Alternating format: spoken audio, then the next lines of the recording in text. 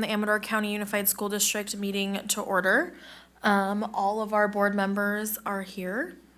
Do we have any public comments on closed session? We do not. Okay, we're going to move into closed session and we will return to open session at 6:30.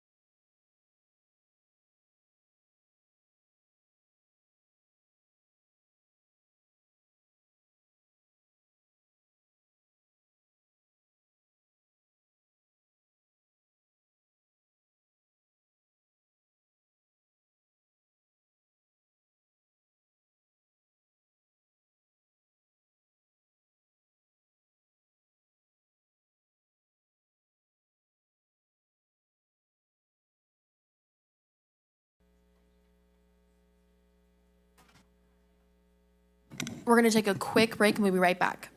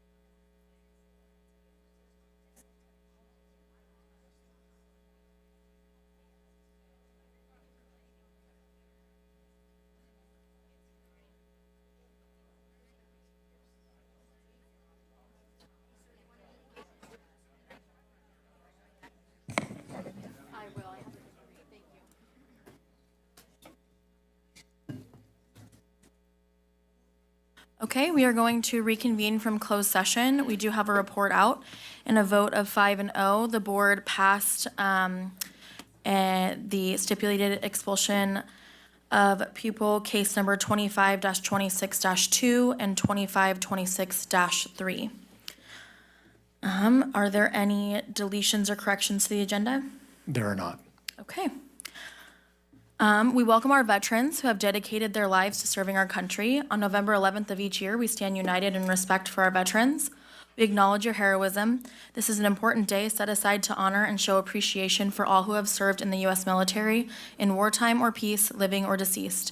Thank you for your sacrifices and dedication to our nation. Members of American Legion Post 108 will provide a presentation of colors along with Scout Troop 63.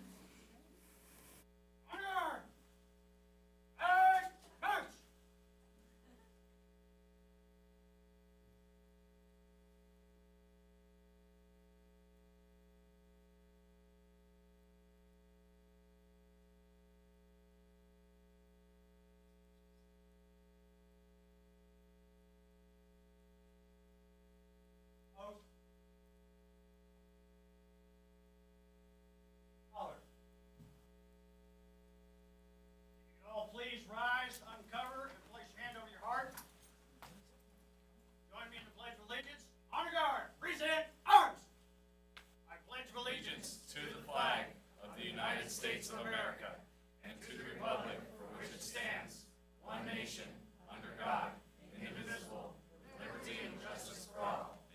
Honor guard, ready, two.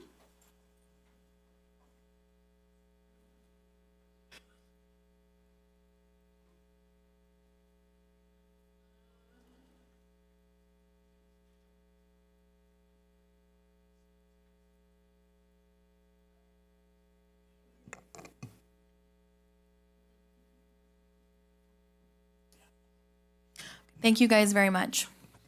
We're going to go ahead and move on to our presentations and recognitions.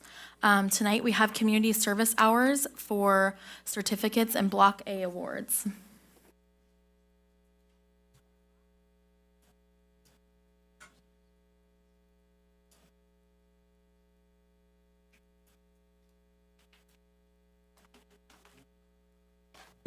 Okay, we have 16 students we were planning on recognizing tonight.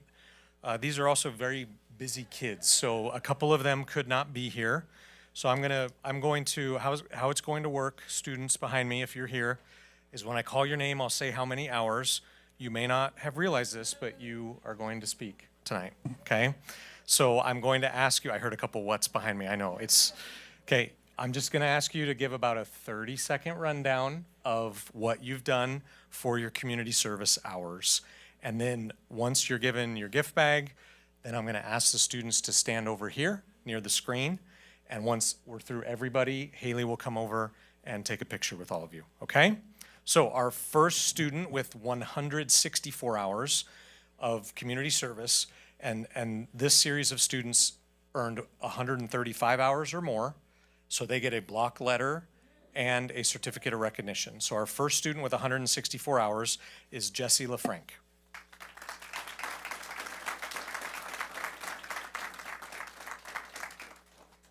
All right. Our next student with 137.5 hours is Jessica Middlestat.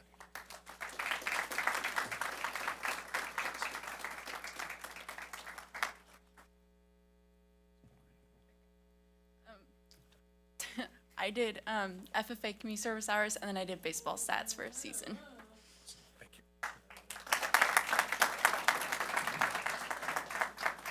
Okay, students, you didn't have to be the first. Jessica got that honor, so now everyone else can fall in line. Okay, Christopher Middlestat with 166.5 hours.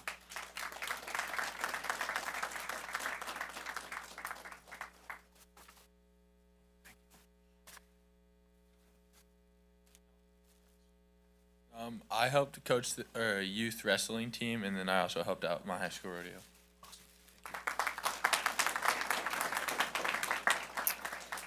Okay, this student couldn't attend tonight, but with 136 hours, Jack Parkey. Okay, and with 160 hours, Alex Vega Perez.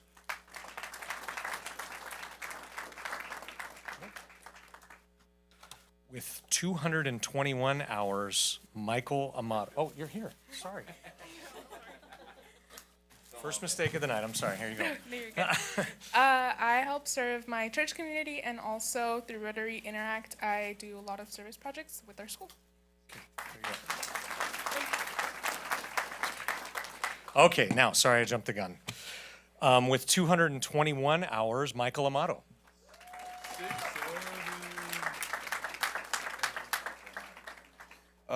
I helped with stuff for football and then baseball and stuff with my aunt and my mom and for ARCA Amador too.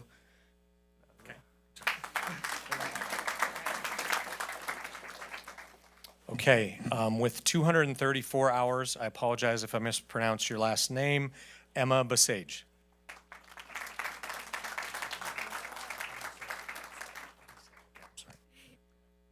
I do a lot of stuff with my church, and I also clerk at different rabbit shows.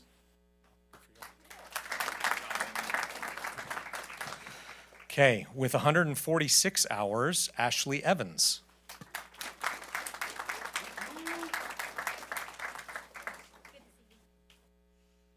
Hi, I do lots of volleyball around the community, so I coach like little girls for volleyball, and I take stats for our high school volleyball too. Thanks. Okay, this one's very specific, with 239.75 hours, those 45 minutes are important, Gianna Flock. Hi, I earned my community service hours by helping the Preston Castle Historical Foundation with their Preston Castle Haunt. I act in it. And I also served my church in the Mount Hope Bible Camp for little kids. I was camp counselor. And what else did I do? Yeah, just general things helping out with my church as well. Okay, with 140 hours, Aubrey Gold.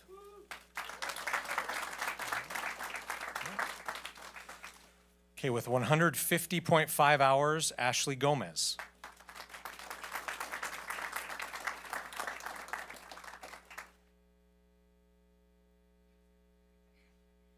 Hi, so I work with Interfaith Food Bank and then Tri-County Wildlife. I'm a scare actor for Princeton Castle.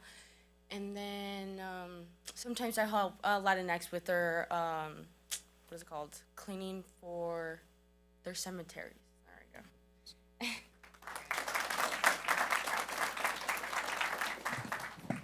Okay, I know this next student is here with 165 hours, Claire Kay, one of our student board members.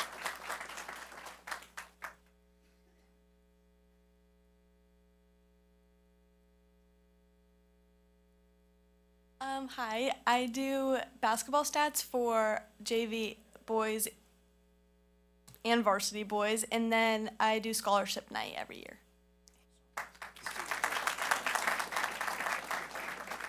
And student board member at some lengthy board meetings as well. Thank you, Claire. Okay, our next grouping of students, we get into a little bit higher of community service hours. This is at least 270. They will also get a service pin along with the Block A and the certificate. So our first student in this grouping with 340 hours is Kaya Bell.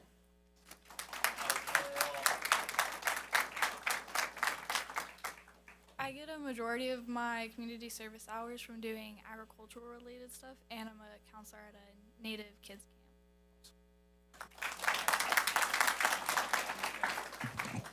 Okay, this student could not attend tonight, but she earned 362 hours. That's Emily Newton. And the next student with 371 hours, Gabe Menderup.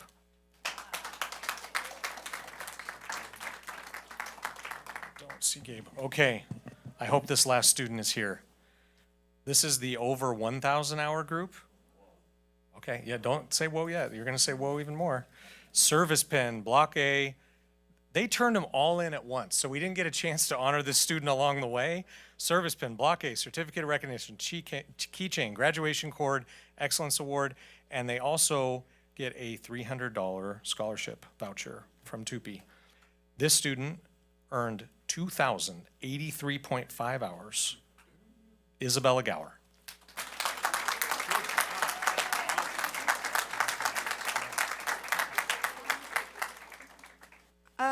Whenever I turned them in, I had like 2 pages just detailing like what I did, but mostly, like to be concise, I live in the drama room. I have been since 7th or 8th grade, just helping out wherever I can, and then I do some murals, just for people around who need it.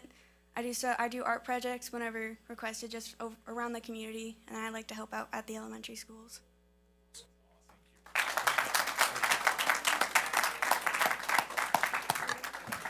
Okay, that's impressive. That is a lot of hours from these kids. All right, so Haley's gonna squeeze them together for a quick picture. We'll be doing this 2 more times this year, so this is the first of 3 times, so thank you.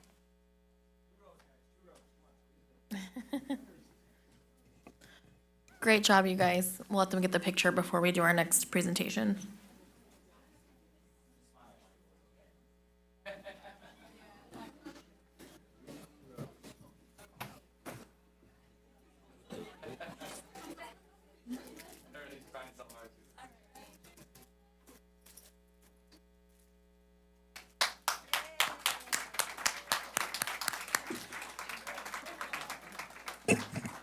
Okay, our next presentation will be our challenge coins. First is technology with Mr. Hebert. So tonight for technology, Mr. Hebert was going to honor Shane Lamica in the department. Shane coaches pretty much every sport you could think of, and so he is coaching tonight. And when we asked, could there be another board meeting that he could come to, he said, I'll probably be coaching. So we appreciate Shane, and Mr. Hebert will find a way to honor him with his challenge coin outside of a board meeting. So, but we wanted to recognize him from technology.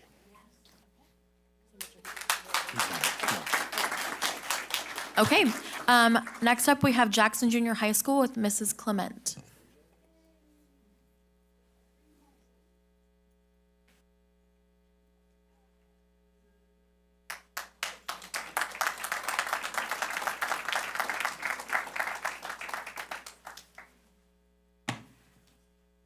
Wait for them to get up here.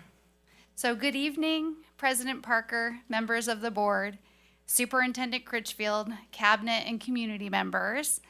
I'm Sinead Clement, principal of Jackson Junior High, and tonight I'm really grateful for the opportunity to shine some light on some amazing people that make Jackson Junior High not only a great place to learn, but a great place to work. This is actually one of my favorite parts of being a principal, is actually being able to do this right now with all of you. So the first person I'd like to recognize is Miss Jen Anacito. Come on up.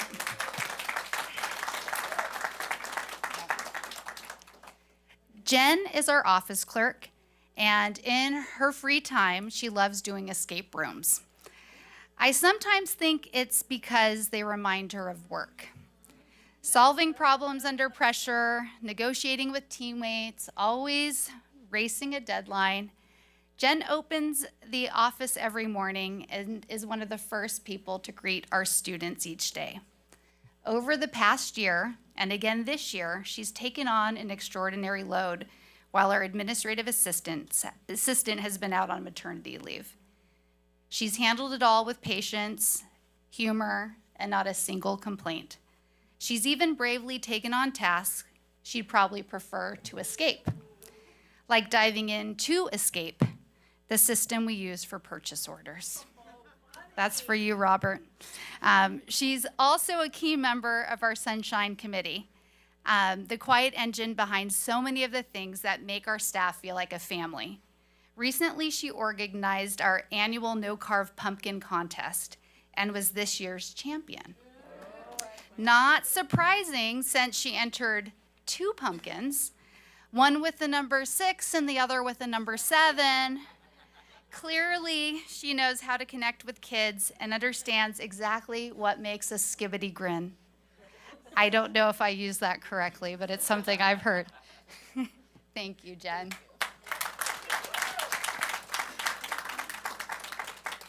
All right, next, Miss Heather Wren. Heather is our health aide, and honestly, I cannot imagine our school without her. Every day brings something new. Stomach bugs, a knocked out tooth, managing diabetic care, you name it. Through all of it, Heather is calm, steady, and somehow makes even the wildest moments feel manageable. Kids and staff just trust her. She also grew up on a cattle ranch in Wyoming, which once you know that, everything else sort of makes sense. When you spent your childhood dealing with large animals and unexpected situations, a middle school office probably feels pretty tame. She brings that same unshakable energy to Jackson Junior. Nothing rattles her. And this year, she willingly took on game management for our athletic events. Truly, who better to serve at a junior high sporting event than someone who has successfully managed both first aid and livestock? Our students are in very capable hands. Thank you, Heather.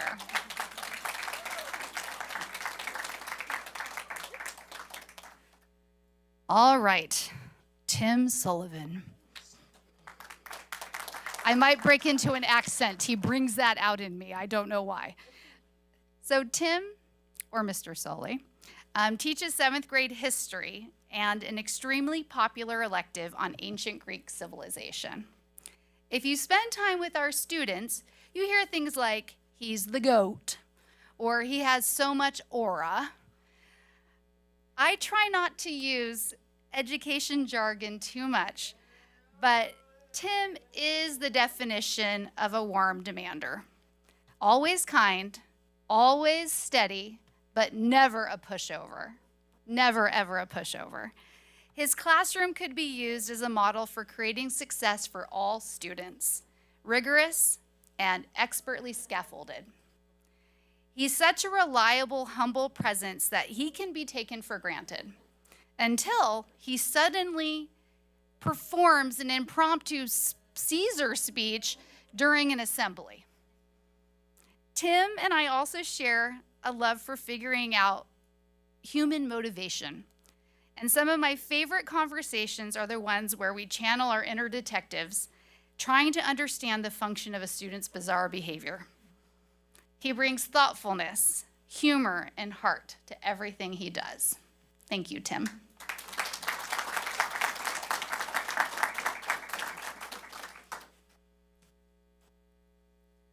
All right, Leah Pearl.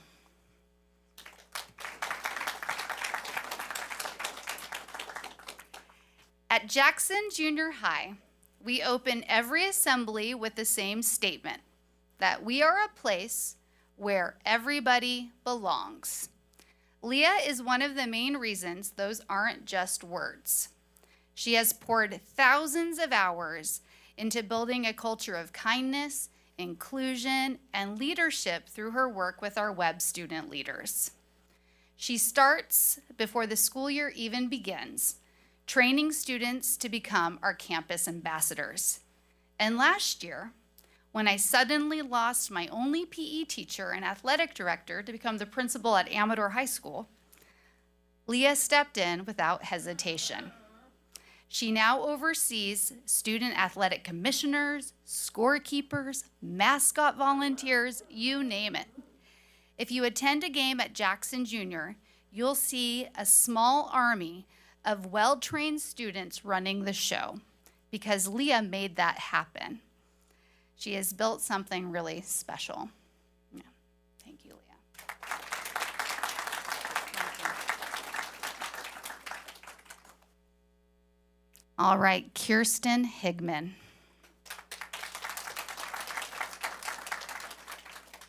Leaving my dream job of teaching 8th grade science was tough, mostly because I was convinced that nobody would love the job as much as I did. And then I met Kirsten.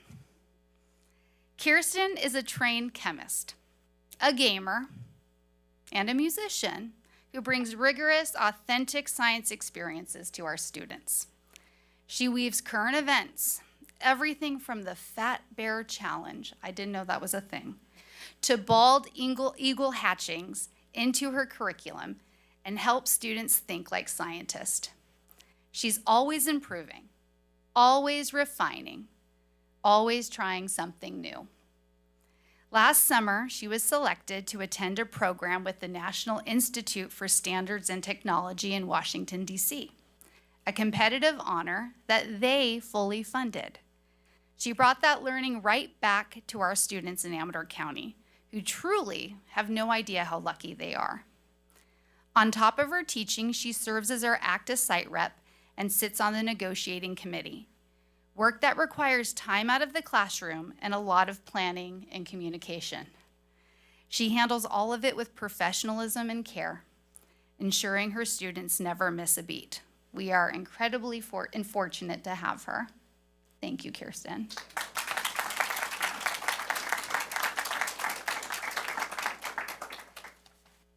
Last but certainly not least, Miss Jasmine Clemens. Jasmine has the same problem I once had early in my career.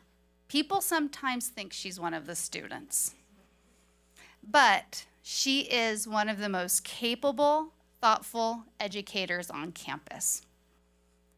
She serves as a medically fragile aide in our extensive support needs classroom, and she's exactly the kind of person we want working with our most vulnerable students. She is patient, kind, observant, and exceptionally smart. She learns the specialized equipment and procedures required to support her student and implements them with confidence and care so he can fully access his education. She brings creative ideas, a sense of fun, and a deep commitment to the kids. And yes, she writes the best silly jokes on the classroom agenda. When I go in there and read them and I'm laughing, the kids always say it was Jasmine, so I know it was her. She's a joy to work with and a gift to our community. Thank you, Jasmine.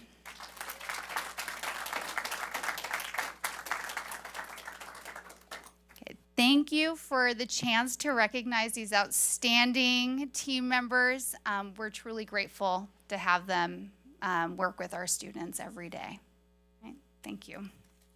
Thank you. Don't forget your picture.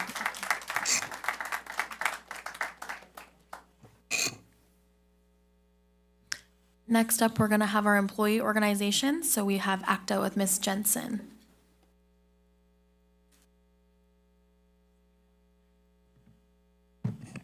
Hello. Hello, school board, board of directors. Lost my mind, wait. It is conference week, and we just had a day off, and, you know, oh well. Good evening. Good evening. Good evening.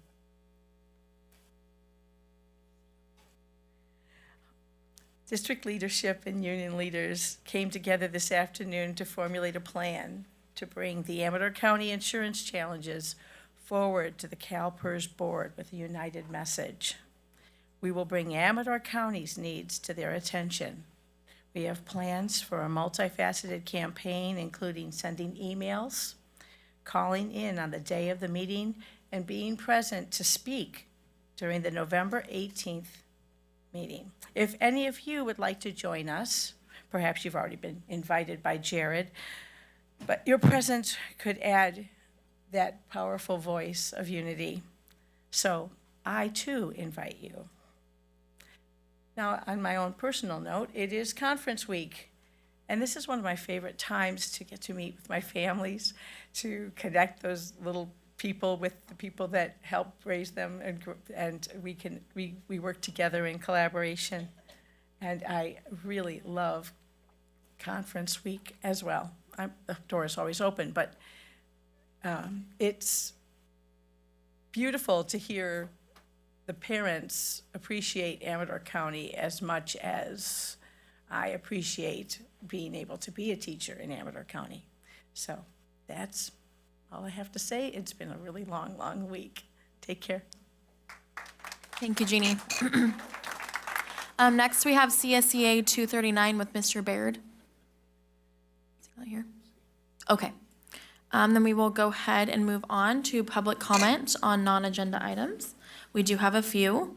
I'll go ahead and read the blurb. A person wishing to be heard by the board shall first be recognized by the president and shall then proceed to comment as briefly as the subject permits. Individual speakers will be allowed 3 minutes to address the board on non-agenda items.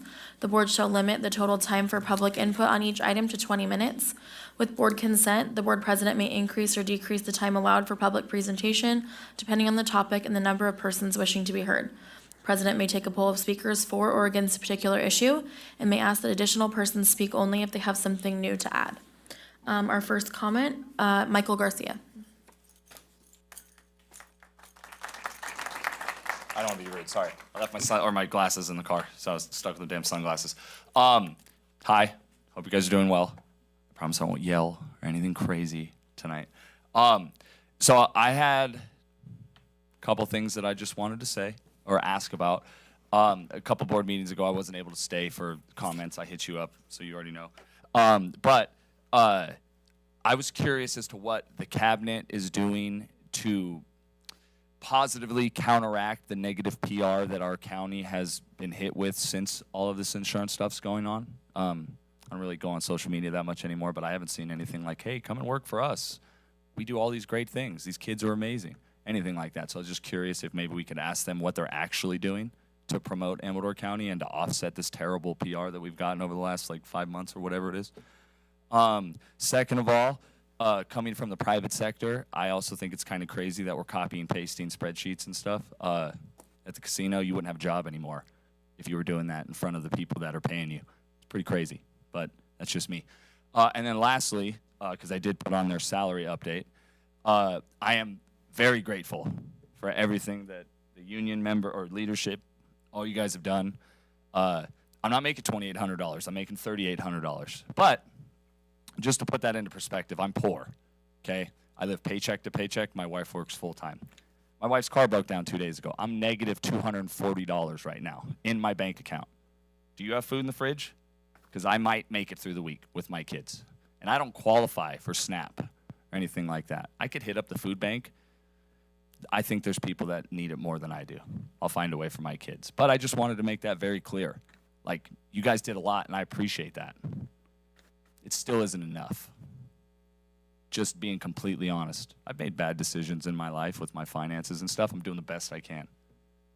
And I'm still going to show up every day for these kids. Rain or shine. I appreciate the continued work that you guys are doing, but I just had to be honest with you guys. Because, like, right now, I can't put gas in my car. It's going to go in my wife's car. Like, oh, and then lastly, because I want to end on a positive note, Junior Novice, Junior Mustangs, undefeated. We play Calaveras on Saturday at Amador. It'd be nice to see like a lot of community support for these little 8-year-olds that have been kicking butt all year long. Thank you, guys. Okay, next we have Amador's Heart of Gold.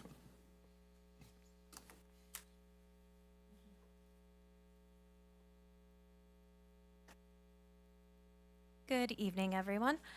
So I am Patricia Angija, the treasurer for Amador's Heart of Gold, a nonprofit that supports families experiencing childhood cancer. Just wanted to give a little blurb out about our blood drive coming up on Monday, December 8th. It is from noon to 5:30 p.m. at Evelyn Bishop Hall in Ione, which is right by Howard Park. You can sign up at Vitalent. That's the company that runs the blood drive. You can follow us on Facebook and Instagram to find that information. It's at Amador's Heart of Gold. You can also email us at amadorsheartofgold@gmail.com. And a shout out to Peyton. It was great seeing you at the Amador Youth Basketball clinic on Saturday, and you were my daughter's absolute favorite coach. So thank you for being a coach at that. Yeah, that's all. You have another card, yeah. All right, so a little bit less positive. In response to President Parker's comments at the October 28th meeting, I couldn't help but feel were partially directed toward me regarding the district office admin. I apologize if I wasn't clear in all of my previous comments at prior board meetings that when I referred to district office admin staff, I was referring to the leadership, the top paid district office admin staff, the superintendent, the many assistant superintendents, directors, etc. My comments were not aimed at the district office admin assistants and any other staff members not making six figures. I was kind of offended that it was insinuated that I didn't believe that they deserve better pay, because of course they do, and they still do. But while I was not intending to lump these groups together, the district and the board actually did when they presented and approved an increase in employer-paid contributions to health insurance benefits across the board. By voting yes, the board effectively gave the already top-paid people at the district a raise, when we keep being reminded that we are at a serious risk of insolvency and being taken over by the state. Let me make myself perfectly clear. The teachers and staff definitely deserve the raises they received and even more.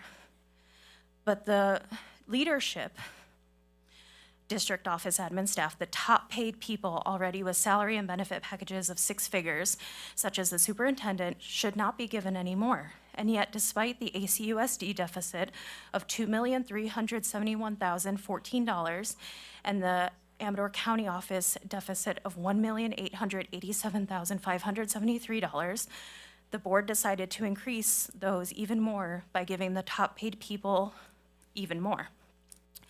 Sure, if not in these dire circumstances, I would completely agree that even the superintendent and top paid district office admin staff should be making more than they do, as they do go through additional education to be where they are. But we are not anywhere near the position to do this, and we need to make cuts. And working in the public sector myself, they should know that the sacrifices need to be made at times. I myself am a state employee, and due to the state's financial situation, we are not getting raises for the next 2 years. And in previous years, state workers have even had to take pay cuts. And we do this because we signed up for it. And I think it was a irresponsible move for the board to approve a multi-year contract for this superintendent, as we never know what our situation will be given in any given year. But just like the getting out of the COP funds, I believe that the district should have the ability, as other school districts have done, to reduce the salary and benefit packages for the top paid district office admin. I may sound like a broken record, but it is because no meaningful steps have been made to cut these deficits.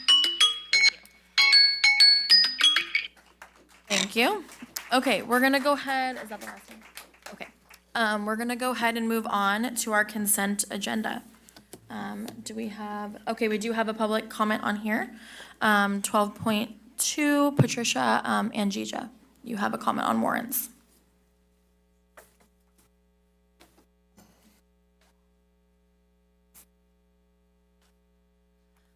All right, so let's see. First comment I didn't get to make last time was that the county office has asked repeatedly for their meeting to be held before the Unified School District, and yet again at this meeting we're not seeing that.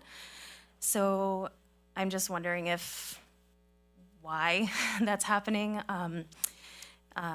But going on to warrants, a deficit is when expenditures exceed revenues, not taking into account budgeted amounts for unfilled positions. Therefore, deciding to lay off unfilled teaching and BCBA positions at the September 17th meeting does nothing to lower the deficit. The only way to reduce the deficit is to cut spending, either on payments to vendors, contractors, consultants, or on admin staff and teachers' pay.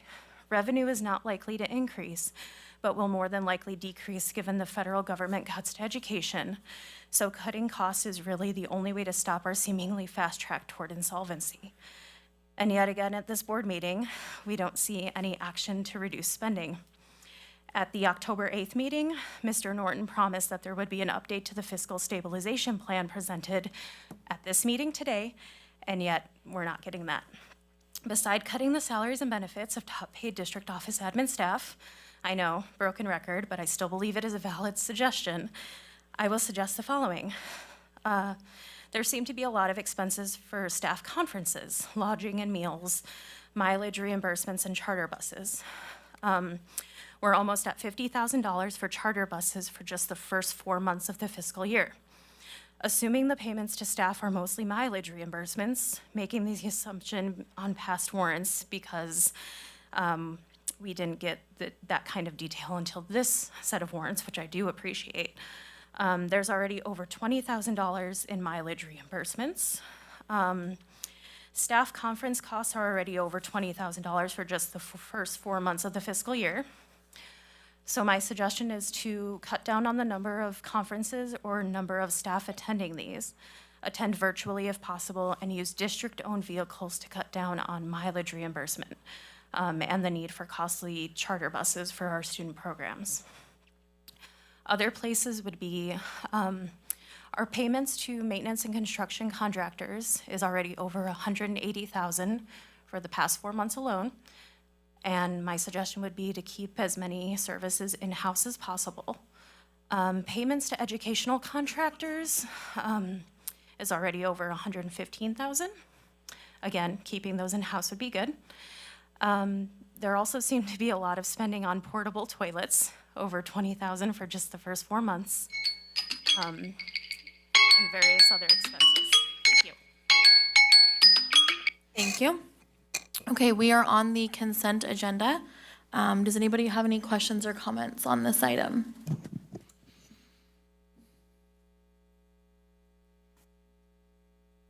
No. Ken? I just have a question regarding the current personnel recommendations. It looks like we have finally found a science teacher for Ione Junior High. That is correct. We have a fully credentialed science teacher for Ione Junior High School starting pending board action. They would start next Monday, the 17th. Okay, great. Great job.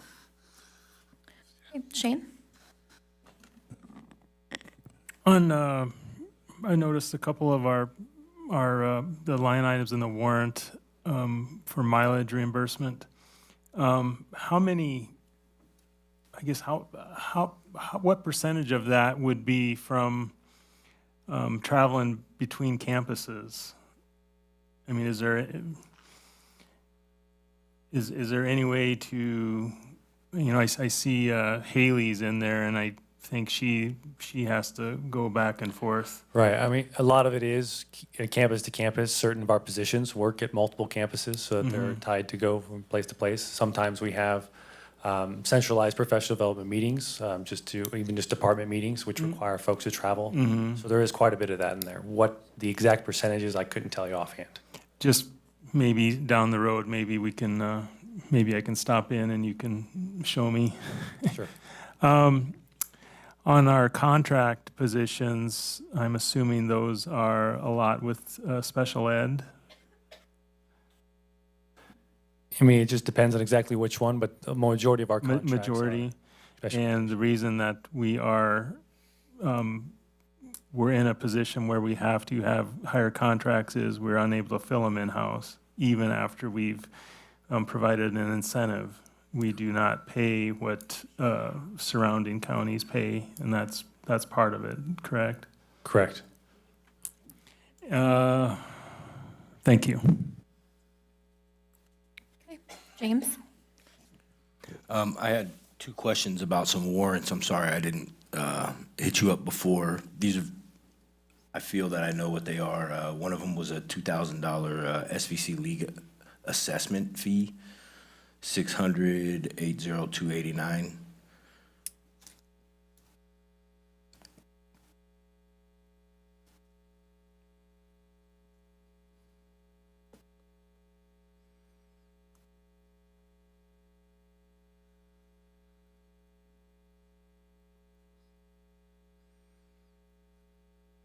Okay, yeah, I believe that is just the league dues for the SVC.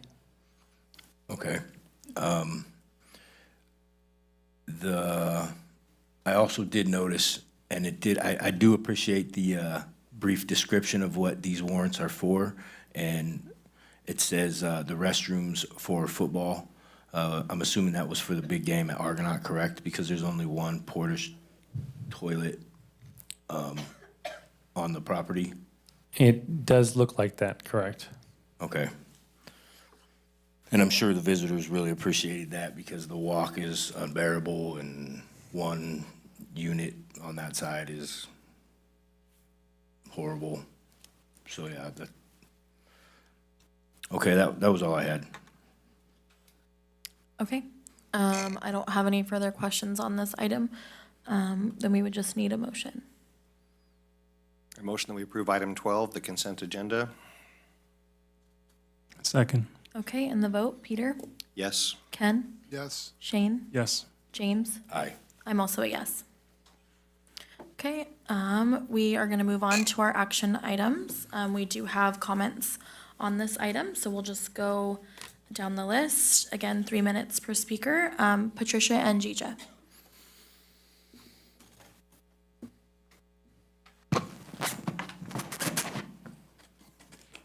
Good evening. All right, so my concern is that while the school district's solution to severely aged facilities and ever-increasing deficits is consolidation, the children are in those facilities that are not being kept up the way they should be. Has the district reached out to county and city leadership to work together and possibly get additional funding to give our best to our children? I've been going to various city council meetings and will continue to do so in order to ask those leaders to work with the district to come up with the best solutions for our communities. But has the district leadership done this as well? Why should a community member have to do any of that the district isn't doing? Since consolidation has already taken a significant amount of time and money with nothing to show for it, I believe the school district could use collaboration from county and city governments to work together to make the much-needed repairs. Since it's already been 3 years since the most recent consolidation plans were started, and according to this resolution, it will be at least another 3 years that students will be in the facilities such as Ione Elementary, which, as we all know, have significant deferred maintenance. Let's see. I know that we have the promise to move grades 3 through 6 to the junior high and keep TK through 2nd at Ione Elementary site, but still with the significant deferred maintenance. I don't know if that is wise. I'm just curious why the district chose to pay back the COP loan if we weren't able to use those funds maybe to fix up any of the properties we have. Not sure of the stipulations, but most curiously is why the district didn't pay it back until just now, whereas if we would have paid it back in July before the almost $500,000 payment, first payment came due, we would have $500,000 that we are never going to see again. Just a couple of notes from city council meetings I've gone to. At Ione City Council meeting on October 21st, they discussed drafting a letter to ACUSD to voice their disapproval of consolidation. Because Ione has the highest population, we should have schools. Pine Grove Elementary and Pioneer Elementary are only 6 miles away from each other, and yet it doesn't seem those have been considered to be consolidated. The Ione City Council has considered changing the zoning of the elementary school to prevent or limit the types of people who can buy the property, which would put the district in even more hardship. So that is why I call for collaboration between all of our city governments, county governments, and the district. Sutter Creek City Council on November 3rd. They haven't taken a position yet, but have significant issues with the draft EIR, as it is not sufficiently addressing traffic concerns. So hopefully the new EIR, if we need one or have one, will address those. It would have been nice to have a comprehensive consolidation presentation like we were promised, but we don't have that here. And it'd be nice to see the course and sport offerings consolidation will bring that we don't have now. Thank you, ma'am. Your time's up. We aren't seeing that either. Thank you. Okay, next up is Tom Payton.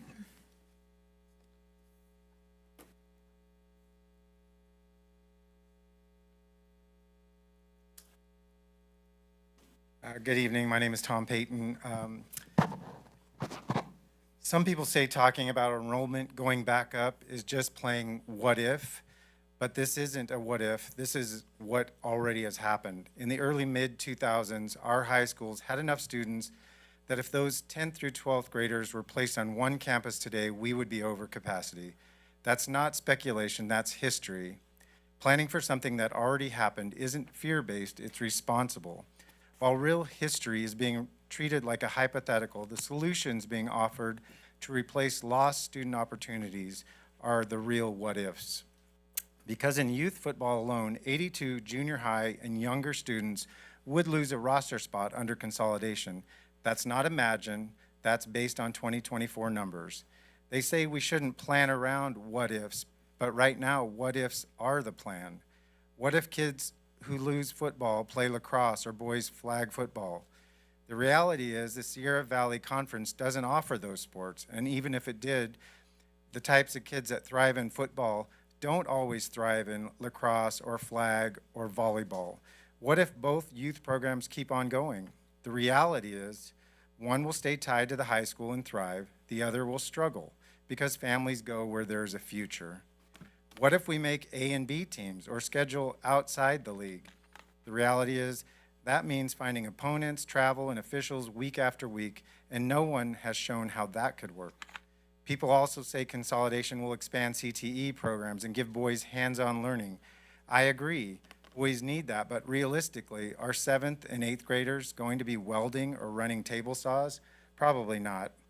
What they can do safely right now is sports, and this plan cuts those opportunities. For many boys, athletics are the only structured, healthy outlet they have. Even the district's own projection puts 10 through 12 enrollment at 870. If those estimates are short, just 20 students per grade, we will be near 1,000 within 5 years, a level the administration itself said is not recommended for Amador. My concern isn't the next 5 years, it's the next 20. Your plan may work for right now, but will it work long term? You don't know that, but you do know this county once had more students than this consolidated model could handle. Before thousands of new homes were built and more coming, that should be alarming to you. So let's be clear. The risks we're raising already happened here. The solutions being offered have not. If we're going to gamble, it should not be with our kids' opportunities. Thank you for your time. Okay, next up is Jason Kazad.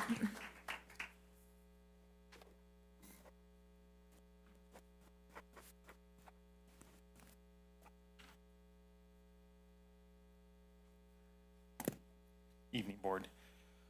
My name is Jason Kazad. A few years back, I went through helicopter flight training, and there's one thing you learn right away. You never plan a flight expecting everything to go perfectly. Wind shift, weather changes, fuel burns faster than expected. That's why every pilot plans with margin.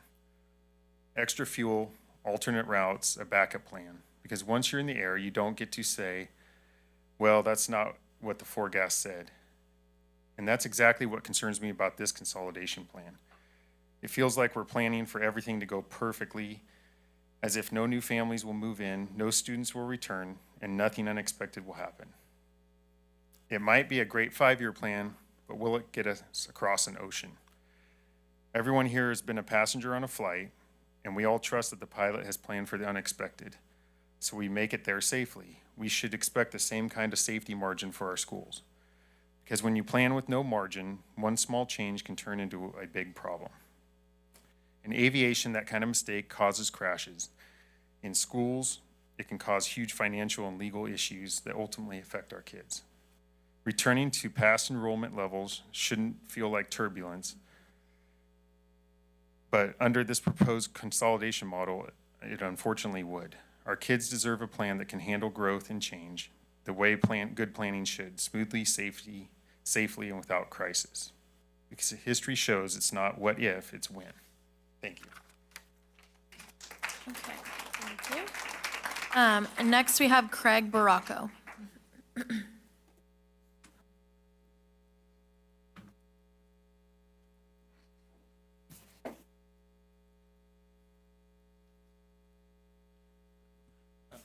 Good evening, board. Craig Baracco, Executive Director of Foothill Conservancy. Being head of the county's leading environmental, possibly only environmental group means I can stay out of fights over class size and sports and the like, and just sort of concentrate on the environmental documents and the environmental impacts from the proposed consolidation. I just would like to focus primarily on traffic. It was in both the old configuration and the new configuration, it is going to be the primary issue in the environmental review. In this case, it'll be a mitigated negative declaration. The shift in plan does, I think, better match facilities and school population, so we're not faced with 4 full grades at the Argonaut campus. However, both current high school sites that'll become the future consolidated junior high and high school are going to see a substantial increase in the number of students there, and there are already existing traffic issues. I'm sure the student board members can back me up on this. Amador has that awkward 4-way stop up front, and then Argonaut has some fairly substandard roads as far as access goes, Argonaut Lane, Hoffman Drive. Some of that's going to be improved with Jackson doing some improvements, but these all should be issued. It's mentioned a traffic mitigation plan is included in here, and I urge the school district to take full responsibility for the resulting increase traffic at both sites and work with the local jurisdictions, the county, Jackson, City of Sutter Creek, ACTC, the Transportation Commission, to address all the resulting traffic issues. The traffic resulting from this plan is very predictable. We know exactly how many students are going to arrive and at what time. So it's not as random or sort of haphazard as normal traffic analysis is with a lot of development projects like a subdivision or a shopping center would be. So I would just urge the school district to concentrate on solving these problems, because this is the clear opportunity to do so, and rather deal with it now than have these problems continue to fester for years on end. So, thank you for your time. Okay, that was our last comment card, so we're gonna go ahead and move into the item. 13.1, resolution rescinding resolution number 22-23-10, approving school closures / consolidation and recommending evaluation of the new consolidation plan.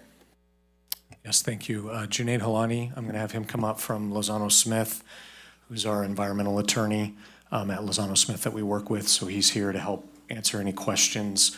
I do just want to provide a summary of what's in this resolution, but also be clear as to what is not in this resolution, because that sometimes can get portrayed as people are reading this. And so this goes all the way back to January 18th of 2023. A resolution was passed by the board on that date that stated we would consolidate the high school at the Argonaut High campus, 9th through 12th grade, and the Amador campus would become the countywide junior high, 7th through 8th grade, with Ione Elementary moving to the current Ione Junior High campus. So what this action does this evening is it rescinds that resolution in its entirety. So that resolution technically has been in force since that January date. We have obviously the board has taken numerous actions, had even more discussion over the last several years. There is a summary document that's also attached in the agenda, linked to many of the presentations that have been given over the last several months on consolidation. And so that's what the first part of this resolution, what it accomplishes, is it rescinds that resolution if passed. If passed, then it also gives the district staff the direction to fully vet out this potential consolidation plan of a 7th through 9th grade countywide school at Argonaut and a 10th through 12th grade countywide school at Amador. It also includes the potential repurposing of Jackson Junior to house our district's adult education program and also the county adult transition program. And then still includes the transition of Ione Elementary to Ione Junior High over a 3-year phase process, and then also looking at Sutter Creek. That was in the original plan, was to look at transitioning Sutter Creek. I'll be frank, I don't know if that is possible to pull off that transition, but I still think it needs to be explored, as Sutter Creek has operated for many, many years using 2 campuses. And so I think that still needs to be explored. This resolution does not mean that we are consolidating no matter what. This resolution, if passed, would give us the direction to be able to go through the CEQA process for the California Environmental Quality Act to vet out everything, all the impacts that this plan would have, and bring forward to the board what mitigation measures, if any, are needed under this plan. Once that process is complete, then, if desired, a resolution will be brought back saying that we would consolidate in a particular way on a particular date. And so Junaid is here to help answer questions. We have had so much board discussion, but it's also been strung out over so many board meetings. If things need to be repeated tonight, they absolutely should be repeated.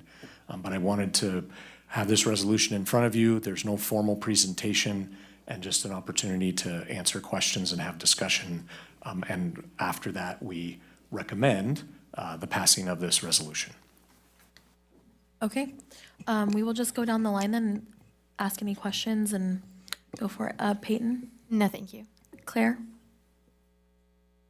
No. Peter?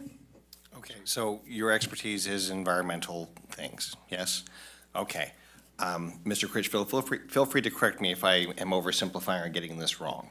I believe as part of the previous plan, which I know we're considering rescinding in its entirety, it did include some, I think, fairly doable methods to help handle the traffic problem, particularly at the Argonaut campus, routing, for example, from the main front parking lot in front of the gym to the right. I don't know if that's the north side perhaps, or It is the north side. north side. Okay, the north side of the building down into the parking lot where the tennis courts are, et cetera, to help promote safety when it particularly comes to pickup and drop off, which would be pretty crucial for, in my view, pretty crucial for a junior high facility, whether it's buses or parents.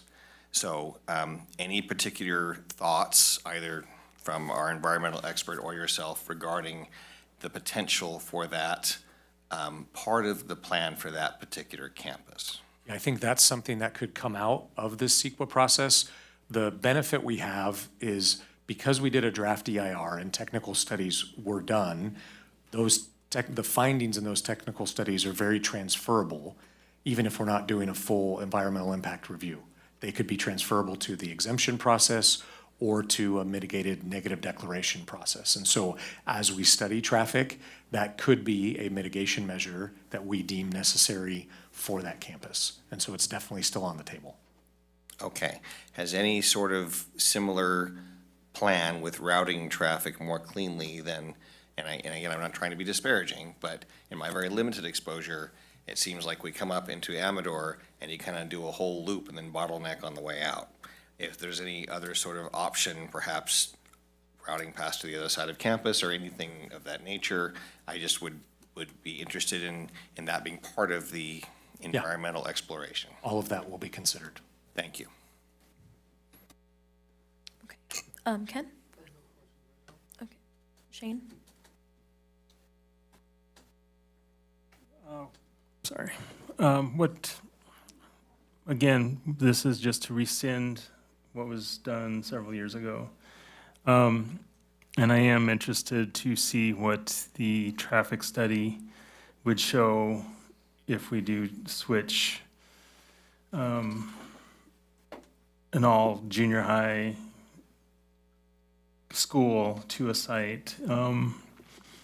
And I'm assuming that's going to create some kind of amendment or revision in the study.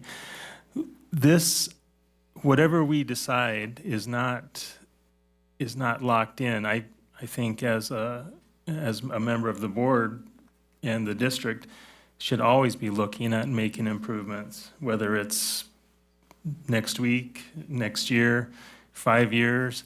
And I think that this wouldn't lock us into, say there's something down the road when we have whenever Wicklow Way is developed, I would think that would have a major impact as far as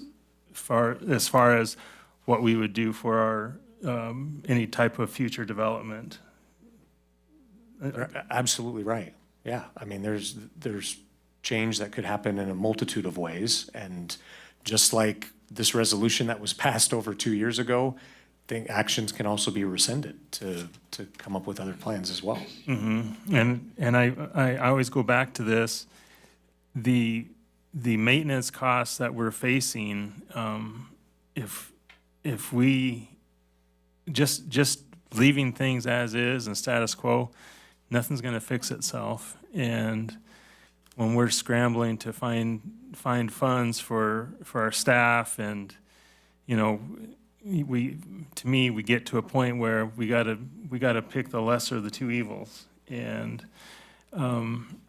if doing this is going to save costs as far as maintenance, I definitely think it's something that we need to consider. I am concerned about the traffic into Sutter Creek, and I would be interested to hear feedback from their city administrators, and also for the Jackson administrators and anyone from the county I'm assuming that we've had discussions, ongoing discussions with these various parties, or at least have some scheduled. Yes. And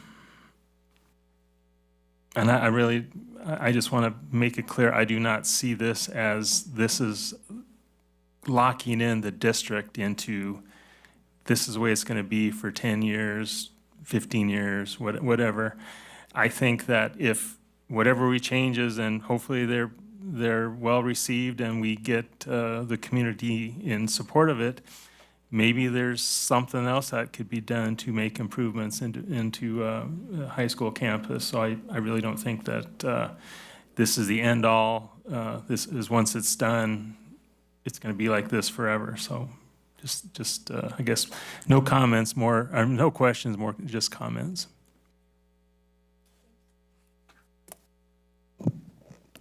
I hate for this guy to stand up there for nothing, man. First, away.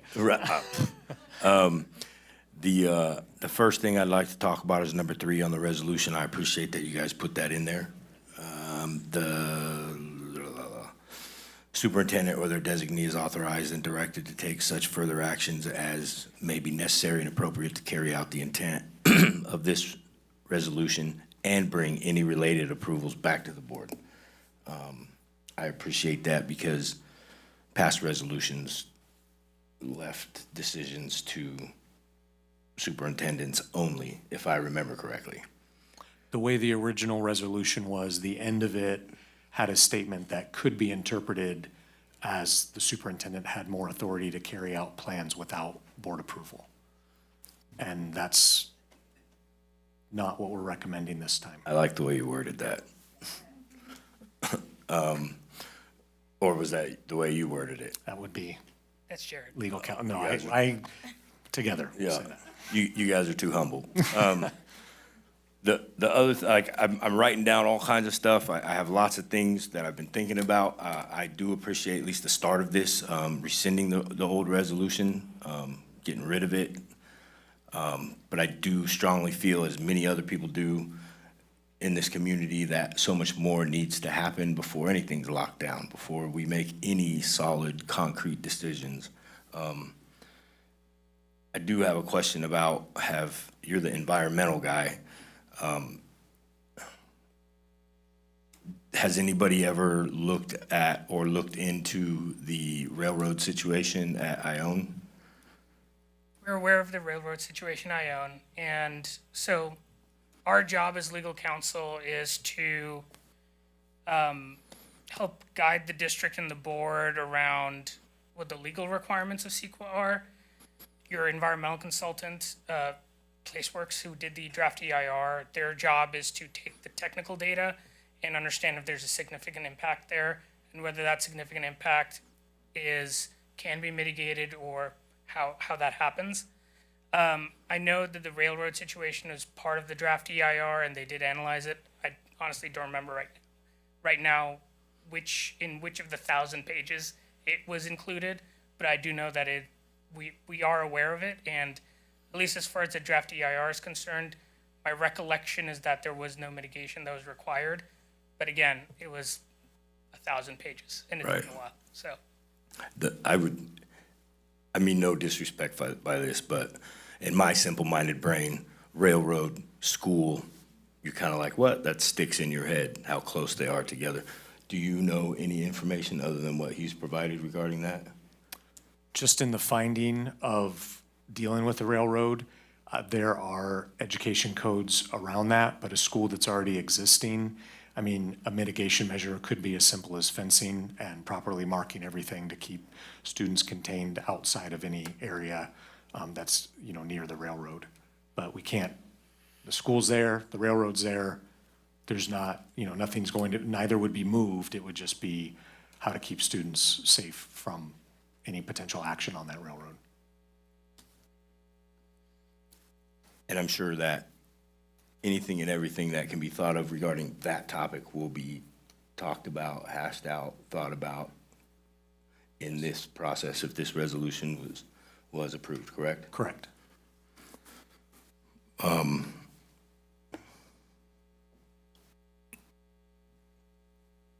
I haven't personally heard of it, but again, it's probably not a secret. My memory isn't the greatest. But have we been planning, or have we planned for a buffer? Meaning, like, let's say what we are planning for doesn't exactly happen to plan. A buffer for what in particular? Student population. Yeah. Traffic situation. I don't know. So the traffic. All of the above. I don't want to speak too early on all the traffic because that's going to be vetted through the CEQA process. But as far as enrollment goes, we are constantly monitoring enrollment and anticipating grade levels. It's typically easier to anticipate our high school and junior high populations because we have a history and we can see the grade levels preceding that. And we don't normally see large influxes of students in the later grade levels. Where sometimes it gets tricky is with our incoming students and kindergartners. We can use historical data, but the number of families that choose to go the private school, charter school route versus public education can ebb and flow from year over year. And so we might predict one year that we're gonna have 280 kindergartners and we only have 260. Or we predict 280 and we end up with 305. That happens, not wild differences in kindergarten classes, but once we have first graders and beyond, we don't typically see wild swings in our enrollment. We have not historically seen that.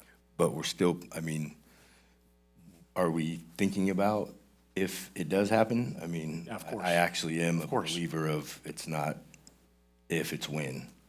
Yeah, again, we, of course, would analyze all of that when it comes to enrollment, and we would continue to monitor our student enrollment and anticipate any growth that may come down the road. But from one year to the next, having a big influx in enrollment, the only time we've seen a wild swing in enrollment here were 2 years. The year we were in COVID and we weren't in person, and then the year after that when we reopened for full in-person instruction. We saw a 10% swing in student population going away and then almost 10% coming back. Right. But that had a very specific reason behind it. If you exclude the 2 COVID years, we have not seen wild swings in enrollment in our district in a very long time. I'm thinking now as we're talking through this that allowing this CEQA process to kind of play out will help us with many questions that we currently have, correct? Yes, that is correct. So I'm glad that I understand that now, but I also kind of want to put it out there that it is my opinion only that because we didn't get to see the CEQA process play out last time, I don't know what that means. Does that make sense? So this is a bit of a different approach than what we did last time. So I think it would be best if Junaid kind of explained legally how in this document, notice all of the consolidation plans are listed with the word potential in front of them. Yep. Right? And that's very intentional to do it that way.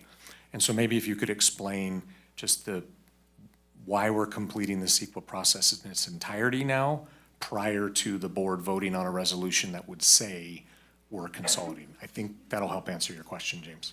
Sure. So CEQA requires that when a lead agency approves a project, in this case, this new consolidation plan, you have to go through whatever level of analysis is required by CEQA.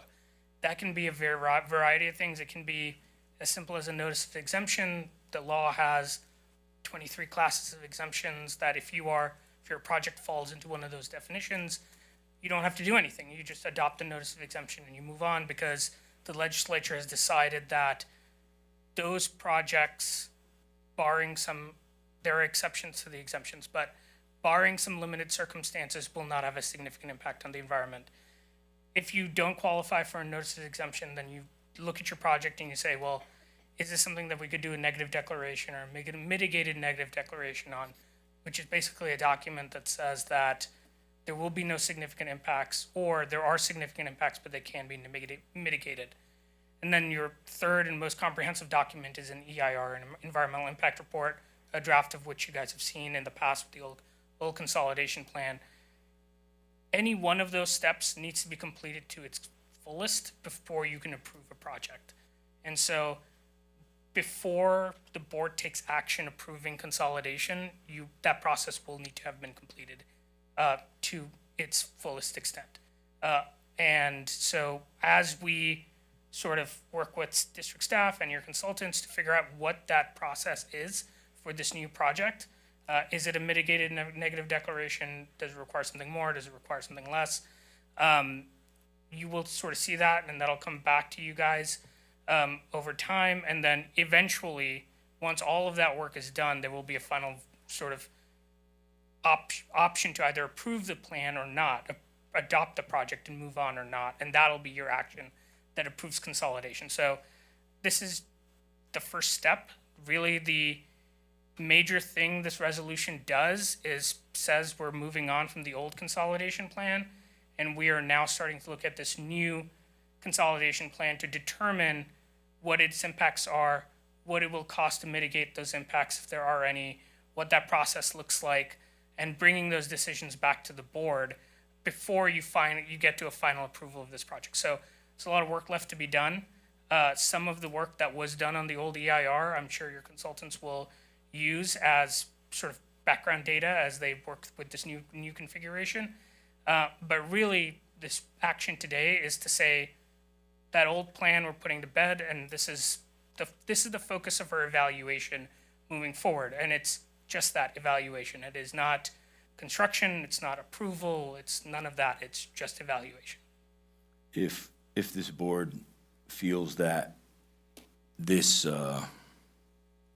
version of consolidation, 6 through 9, 10 through 12. 7 through 9.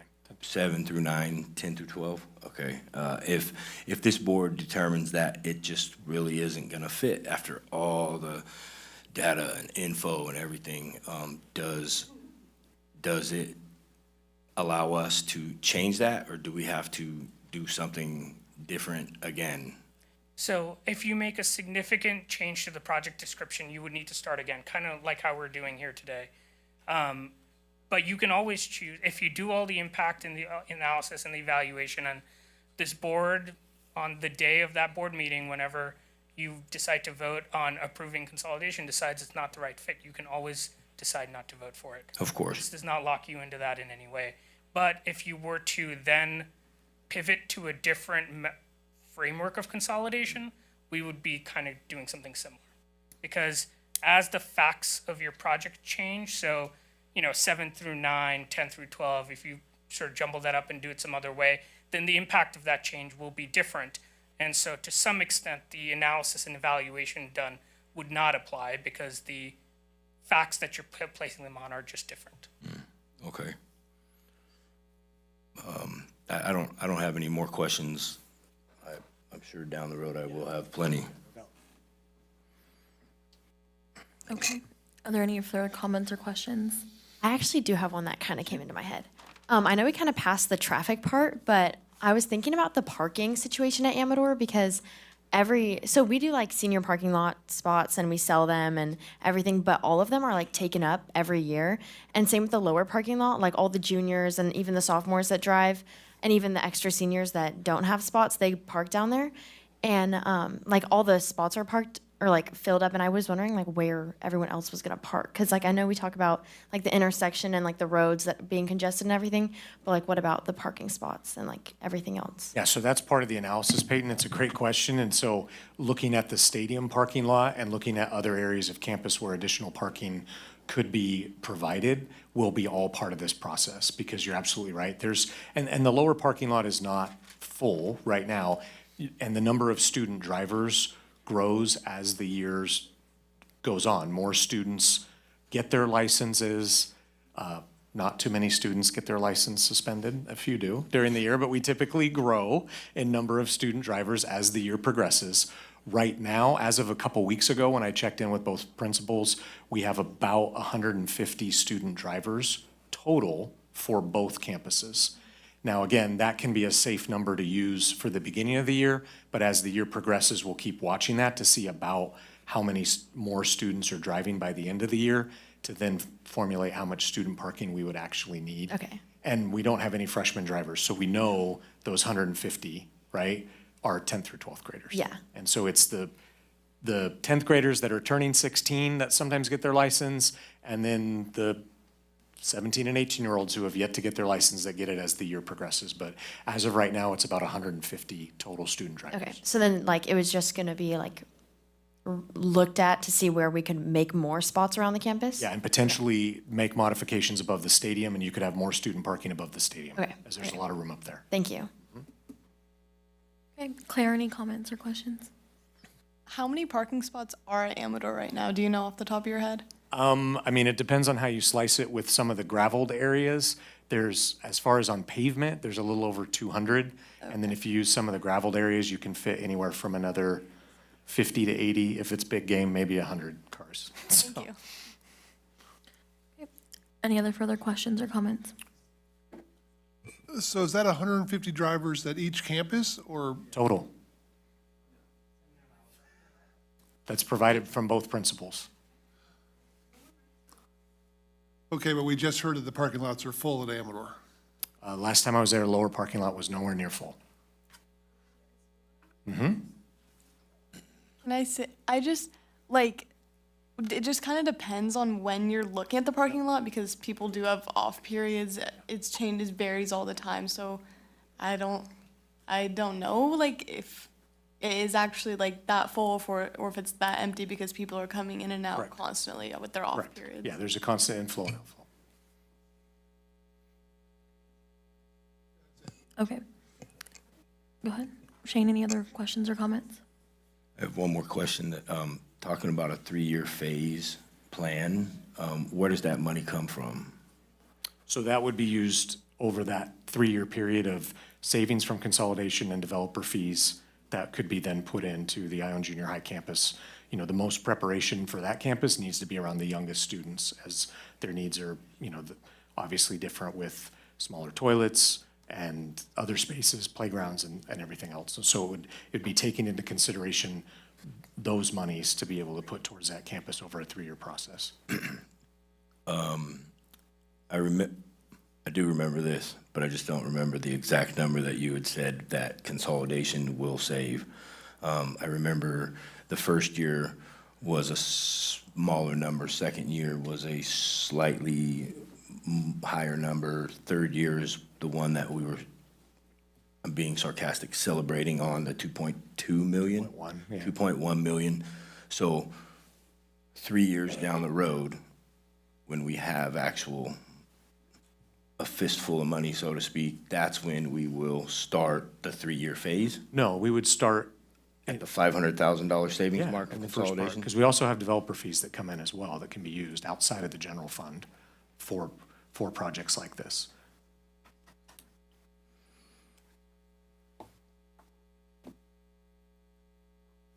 Are you good for now? I'm never good, but I'm all right. Okay. I do have a lot of questions about this, but I think going forward with this, the biggest, I don't even know where I'm trying to go with this. When we talked about doing this, I do want to start with the actual resolution itself, and so I do appreciate how this is written, because I did also take a lot of issue with that resolution in stating that the superintendent could essentially do whatever it is that they wanted to do in regards to anything, and that was just, anyway. So this resolution was drafted to not be that way, and so I appreciate that. I also like that this is potential conversion, because I think that there are a lot of questions that still have to be answered before we can just say, yeah, yeehaw, this is what we're doing. On that note, I think that some other questions that were asked brought up some really good questions. The railroad thing is a good one to look into. Somebody had brought up earlier about the traffic plans, and I think that we had a speaker earlier talk about it, but I think that's also been, even in the prior consolidation plan, that's been like one of the main focuses has been on the traffic. And so I think ensuring that we have a good traffic plan to be presented for both campuses, I think at the Argonaut campus and the Amador campus is really important to have, to see if that's even gonna work. When they're talking about parking and everyone's, you know, hooing and hawing from the audience about parking passes and stuff, and that, I don't know, I don't go to the campus often during the daytime. Are students required to register their cars? Yes. Okay. Do we have unregistered people parking on campus? All the time. Okay, that's fair. So, They're kids, right? of course, I just wanted to clarify something. And they sometimes park off campus Sure, for absolutely. other reasons and leave their cars. Absolutely. I did know that somebody had brought up something, I think it was I don't know, I can't remember, all my board meetings get mixed up. Somebody had brought up like, oh my gosh, we can't have them walking that far from, you know, like the upper parking lot or something. And to me, out of all the problems that could potentially happen from this, I think that's probably the least one on my list, is them walking down some stairs to go to school. That doesn't bother me, but I just felt like I needed to say that for some reason. I also wanted to just make it clear that the last time we went down this path, I felt as if, and again, this is an opinion, but I think people probably share this opinion with me, that we didn't include our community partners well enough, or at all, if we could say.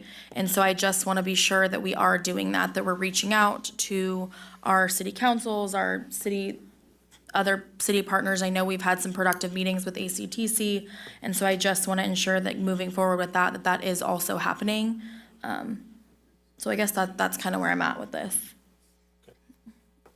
Does anybody else have any further? James? I do have one minor, at least I hope it's a minor question, comment. A lot has been said about traffic. You're the environmental guy. As best I understand, the traffic concerns regarding the Argonaut campus were some of the biggest concerns that were raised by, what was the acronym for the traffic people? ACTC, Amador County Transportation Commission. ACTC, yeah. Kind of like the rock band, right? ACTC, so close. Do you, and I don't want to put you on the spot, but just do you have any kind of opinion on, based on your experience, your knowledge in these things, whether we have a fairly clear path forward on the CEQA, traffic, all that, towards simply saying we're exempt, or the mitigated, whatever that was, or way too early to even say? We don't know right now, is the answer. The change in the project seems small, but it is significant. And so part of what your environmental consultant will do, the technical experts in traffic analysis and things like that, is look at all the work they did on the draft EIR and then map that to this new plan and see how many of those findings hold over, what mitigation measures, if any, are needed, and they'll be more suited to answer that question. Right now, I couldn't tell you which way they're going to lean on that. Okay, fair enough. Secondarily, Mr. Critchfield, you had, I believe, had been part of the previous plan to possibly house some of district office staff on the Jackson Junior High campus, but this doesn't seem to indicate that at all. So that is no longer the desire, the intent to put any district office people there? So district office staff can be moved all over. That has, really, it has nothing to do with the CEQA process and moving students around. And so we would still analyze where staff workspaces would be and offices, and the junior high campus could be used for that still. Okay. This is focused on student movement. Thank you for the clarification. No further questions. So real quickly regarding the timeline on this, what we're doing tonight is voting to essentially get rid of the 9 through 12 model, look at some potential models. You're also going to go out and get bids to do the CEQA review. So would you think by the next meeting, you're coming back to us with a price for that? Yes. And then the next 1 or 2 meetings, we're hearing from them? Correct. Yeah, so And we then we'll would, get a complete overview of consolidation and why it's going to be better for our kids, and then we'll vote on consolidation. yeah, that's a great way to map out the timeline. Absolutely. So right now, we're just voting on letting you go get some prices for this last review, if necessary. Yes. and then we progress through that way. So this has nothing to do with consolidation, this vote right now, except to roll back our first idea. Yeah, and it does not, like Junaid said earlier, it does not lock us into a consolidation plan moving forward. Right. Okay. Any further question or comment on here? Okay. Junaid, thank you for coming. I'm sure we'll be in touch. That being said, we would just look for a motion for this item. I move to approve item 13.1, resolution number 2025/2026-9, rescinding resolution number 2022/2023-10, approving school closures / consolidation and recommending evaluation of the new consolidation plan. Second. Okay, and the vote, Peyton? Yes. Claire? Yes. Peter? Yes. Ken? Yes. Shane? Yes. James? Aye. I'm also a yes. Thank you. Okay. Moving on, we are going to go to our reports. Mr. Critchfield? Okay. I'm sure Peyton and Claire will talk about a lot of the student activities going on. I'm just going to highlight another aspect, and that's all the staff it takes to run big game. I've had to host those before as a principal. It is an immense amount of work, and I want to commend, we're somehow in this pattern where if you're a brand new high school principal, it just so happens to be your year to host big game. So Mr. DeWalt, in year one, Argonaut hosted. Last year when Mr. Cagle was brand new, hosted big game. It just seems to happen that way.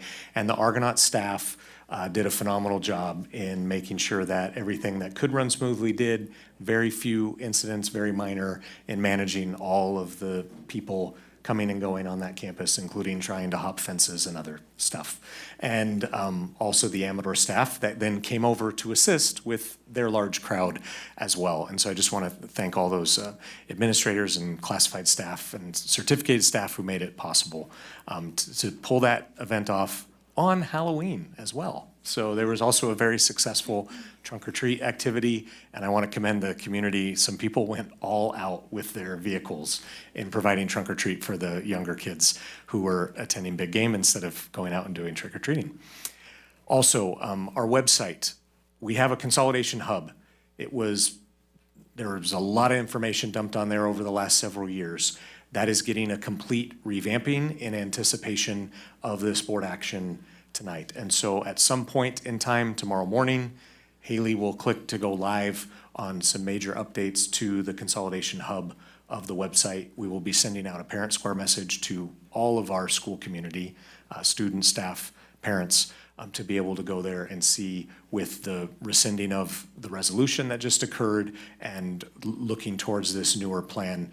We have some significant updates, and we will continue to update that website so it's more current and can be, I'm hoping this helps. Some board questions have been brought up about, well, I know we talked about this, but when trying to sift through board agendas to find when we talked about something on a particular date, especially when it comes to consolidation, that's a lot of board meetings over several years. And so we're trying to distill it down to the most important information, all found on the website versus hunting through board agendas. So I hope for board members and the community that it helps in the direction we're heading in. So be looking for that message going out tomorrow on the website update. Okay, thank you. Peyton? I'd like to start off by apologizing for missing the last meeting. It was the end of our volleyball season. I gave you a shout out. You were participating in a playoff game. Okay, You had an excused absence for sure, playoff game. Thank you. But the first thing I wanted to report on for our ASB class was the canned food drive that we're hosting this year. It's going to be, this year it's a combined effort by both high schools to raise 1 ton of cans for the community. But specifically at Amador, we always like to make it a little competition. So it's going to be like, we're going to award the best teacher with the most, the teacher with the most cans with like the best can trophy. It's like a trophy with like a can on it. It's like just bragging rights basically.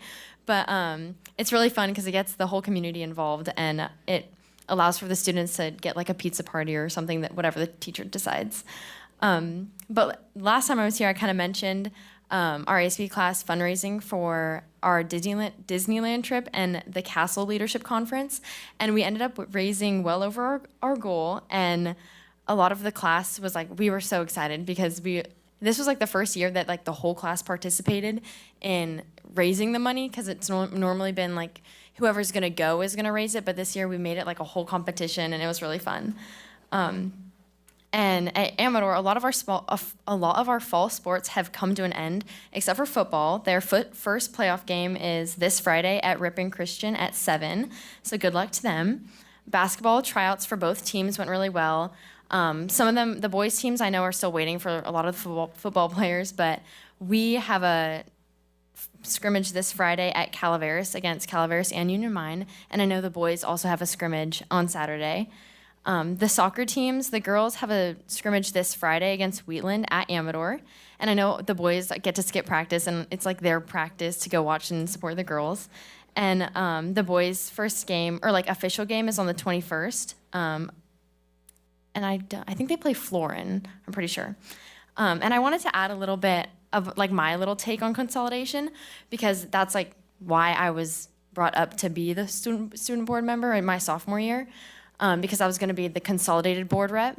But I know now I won't be directly impacted with it, but I do have a little sister, and I know that she will, and I'm obviously going to stay in touch and like obviously be still a part of her life. So no matter what happens, I feel like I still will be impacted, even if it's not directly. But with the new proposed plan with the 7th through 9th graders at Argonaut and the 10 through 12 at Amador, with the athletics specifically, I do see the worry that a lot of the parents have for their younger kids, and mainly on the boys' side, because I know that their programs will be more harshly affected just because of like numbers.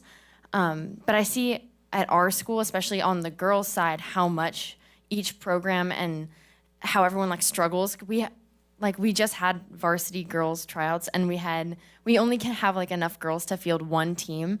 So like it's not even about like just having a varsity team. Like we don't have a freshman team to develop the younger girls, and the JV team to get them the more experience that they need, especially when they jump from like an 8th grade season right into a varsity level like basketball game. It's a lot for them to take in, and I know that we as upperclassmen have to be so much more patient and like willing to like help and bring them in, because they are jumping or making a really big step, especially when it's like something that they like have just been playing for fun. And I do see firsthand how much every other sport struggles with the competitive level, especially in the new league in the Sierra Conference. But another point that I would like to consider would be the benefits that like consolidating would allow for all the ages, especially with the competitiveness. And with the kids that don't have like the opportunity, or like that the opportunity would be getting cut from them. I had a talk with my ASB teacher today, and we talked about how sports isn't just competitive for the competitive players. It's also like another family for the kids, and it's another chance for them to grow and make friendships, especially at the younger levels. And it's really about growing those connections with other peers and people around you. And I do know that when those with troubled home situations, it's a place and a chance for them to have a safer environment for another like 2 to 3 hours a day. And that would be being taken away from, I think the guy said 85 kids or something like that. But I think overall, I think it would really help the community just be more competitive in athletics, but that's just like my opinion. But academically, if we do consolidation, I think that having like teachers and students having to commute or not having to commute to both campuses, because I know our band teacher does that, and I know that she does an amazing job at both sites, and I know that it's like wearing her down. And I know that a lot of the students at Amador that are taking AP Calc, and a lot of the students at Argonaut that are taking Spanish 4, we all have to drive back and forth every morning or every other morning. And like not having to do that would be more safe, and it's like a more practical way to like just like be able to go to one campus and just go to school without having to worry about what campus you are on, like what day. And it would just make our academic programs and subjects stronger for everyone, no matter if it's just Argonaut or Amador. Everyone would be in the same place, so it'd be more practical. But that's my little take. Thank you. Thank you, Peyton. Claire? Kind of piggybacking off of Mr. Critchfield, I think Big Game did go smoothly, especially having a lot of new staff. I think it went really well, and we sold a lot of Big Game shirts, which was great. But we just got approval with the Jackson Lions Club last Monday. Our ASB officers went to Mel's and had a meeting with them, and they liked our dinner fundraiser proposal, so we'll be doing that with them in January or February. And then we're also doing another fundraiser with their basketball tournament. In the next couple weeks, we'll be selling our leadership class. We'll be selling snacks at their snack shack to grow our leadership fund for Castle. And that's also what the dinner fundraiser will be fundraising for. And then we're also planning our Thanksgiving gratitude sally that we'll be doing before Thanksgiving break, which will be super fun to just bring all the students together. I think we want to do like turkey hands and put them on the NPR wall and just cute little thing to do. And then for sports, our football just ended with a record of 5-6, but we did win our bowl game against Ceres with the score of 43-6. So that was a really good win for our football team. And then basketball season, soccer season, and wrestling are all starting up. I know the quarterback club tournament is in a couple weeks for basketball. Mr. Gilliam had me stapling a lot of papers today about basketball. He's very excited. But kind of going off of what Payne said with consolidation, I do think like logically on paper, like it seems great and everything. Practically, there is room for growth, but I definitely see like the beneficial aspects in athletics for girls, and then like the worst factors for boys. But I feel like with time, everything will work out. And I know Mr. Critchfield is doing his very, very best with it. But that's my take. Okay, thank you. Peter? I am grateful, very grateful for this document that says the summary of consolidation board presentations. I think that if you haven't seen the document yet, you should, because although it is fairly brief at only 4 or 5 pages, it has multiple hyperlinks to things that have been discussed so far. So if the new revamped website is anything like this, that will be extremely helpful for clarity of communication. And I do think that the leadership team deserves some degree of applause and gratitude that you have tried to communicate clearly to us your vision for education and potential, that key word, potential for improvements to learning, because that's why we're here, is about learning. I continue to be grateful that, yes, my favorite part too, when we celebrate people, and certainly you do it beautifully. Okay, it is a pleasure to hear, or shall we say, to see your staff through your eyes. Grateful for that. Grateful that that is a part of our culture here in Amador County, that we celebrate so much. I'm sorry I missed Big Game. I was stuck at football duty myself. Why anyone would schedule football on Halloween, I don't know, but it is what it is. You gotta have the Friday night lights and all that good sort of thing, right? So I did want to be here. I was here in spirit, and I'm glad it went well.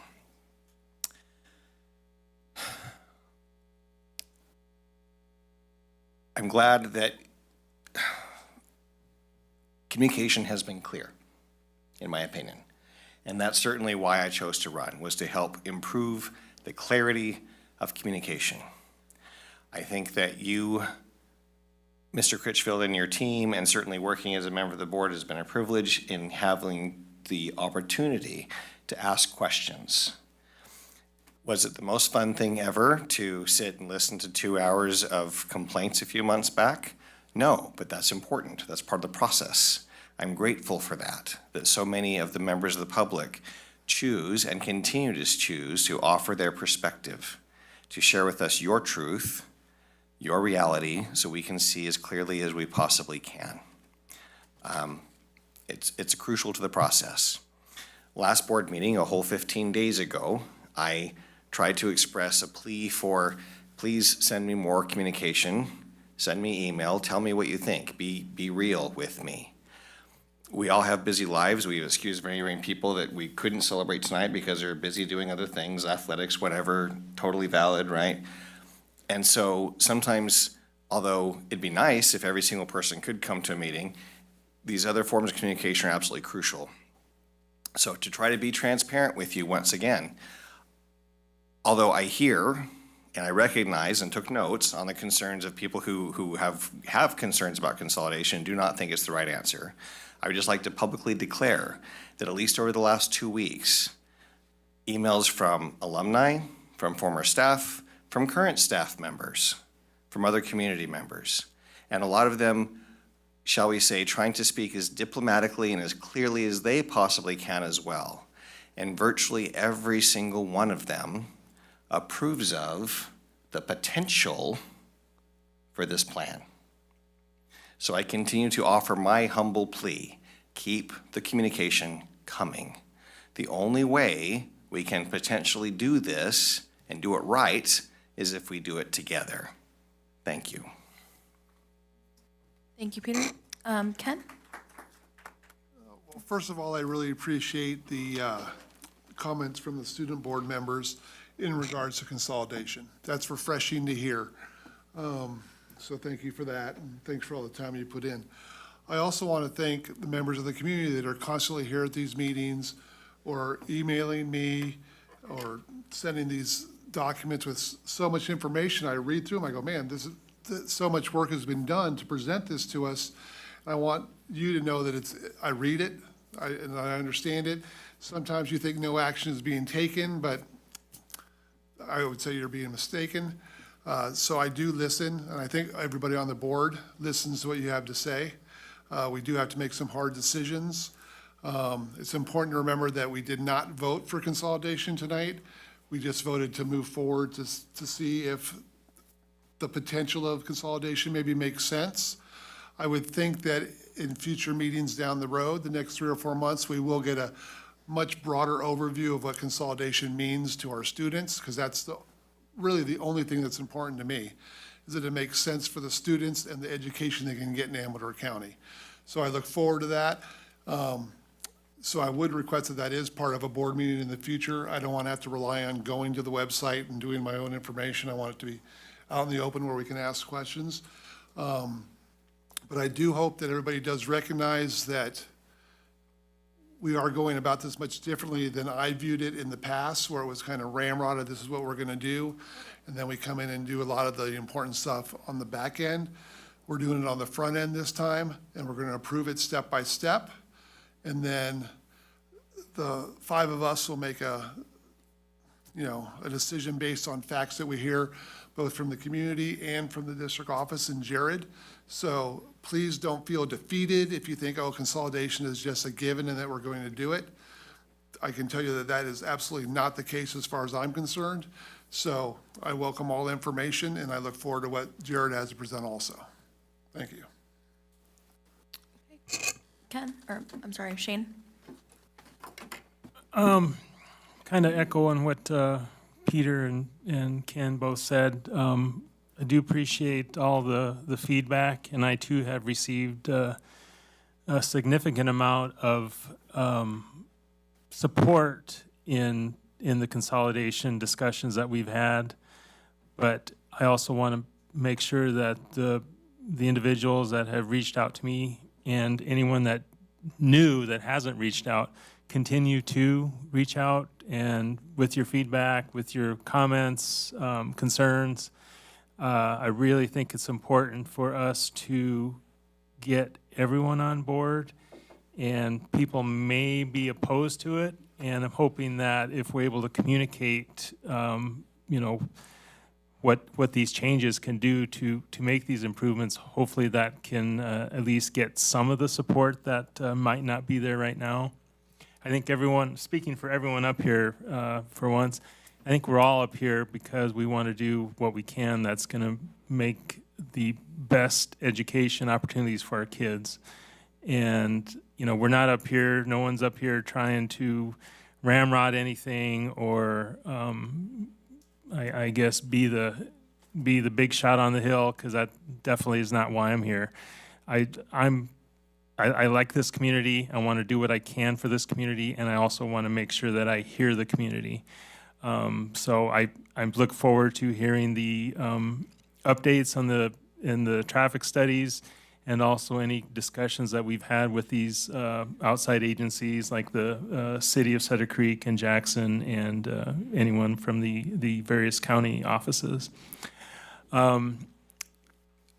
In recognition of Native American Heritage Month, I want to give a shout out to the local tribes.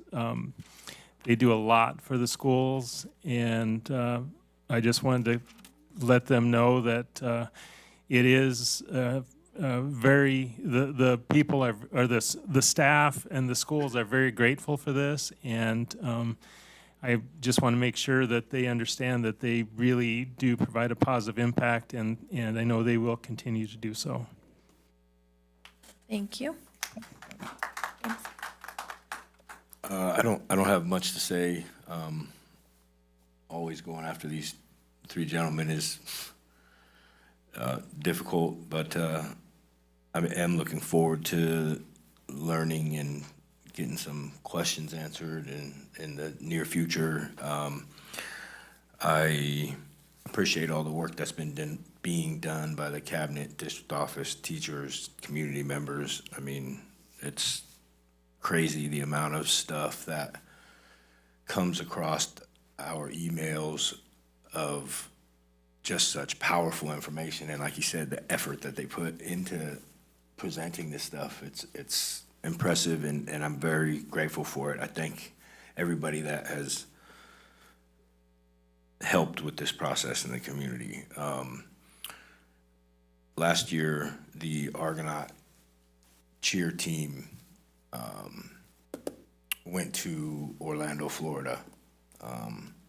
They came home, I don't want to say defeated, but I don't want to speak for the whole team. They didn't meet their goal. They have been on a road to redemption the last year, and they punched their ticket to nationals again in Orlando, Florida. Super excited for these girls. They work extremely hard to do that. I think all of the young ladies have posted their personal fundraising links via social media, text message, what have you. I believe the cheer team coaches also have posted fundraising support opportunities, but these girls got to raise money. It's definitely not free. I'm sure if you look on social media, you'll find it, but they didn't get there without, or the reason they got there last year literally was because of this amazing community, and we got to help them again get there, and they are on a road to redemption. They want to come home with some special hardware. That's all I have. Thank you. Okay, thank you. I just have a few things to comment on tonight. First, I want to say thank you to Ms. Jensen for letting us know about our plans to be the squeaky wheel at the CalPERS meeting and whatnot. I'm all for that, so thank you. Secondly, the calendar in the county meeting is brought up multiple times. We are not ignoring your requests. I've heard you. I get it. I also like to go to bed at a decent time. The calendar for the year for board meetings is set in December. And so we are almost to December. We're getting a new calendar in the works. And so we're working on a better schedule for our county people in the coming year. So just bear with us for, I think it's one more meeting till December? Is it just We this just meeting? have the December meeting. Okay, so this is it. So December just 10th. wait till December, okay? Just please don't hate me till then. After that, I had made there's been comments about salaries, and I had made comments the last board meeting about administrator salaries and things like this. I just wanted to clarify that I don't normally single out individuals, and that wasn't my intention the last time I was talking. But if anybody does know me, I do say kind of like what I feel. And I don't normally apologize for it. And so my view still stands is that just the same as I don't think that we can ask our classified or confidential or teachers or anybody to be underpaid, I still feel the same way about administrators. And I think that bad administrators can make or break a district, and we've seen the ramifications of that in this district over and over and over. And so if you want to keep solid administrators, you also have to pay them when they also have earned their way to that spot. And so I still feel that way. And again, that should never undercut the fact that we have other people that make less than them. That is reality. So do I think everybody in education is underpaid? Yeah, I do. I think that for sure. And so things like that, if we want that to change, that comes from a state level. We don't just miraculously get more money here without things changing the way schools are funded there. And we also don't get any more money if our county doesn't pay more in taxes. So there's perks to living here, and there's some perks, some things it is what it is.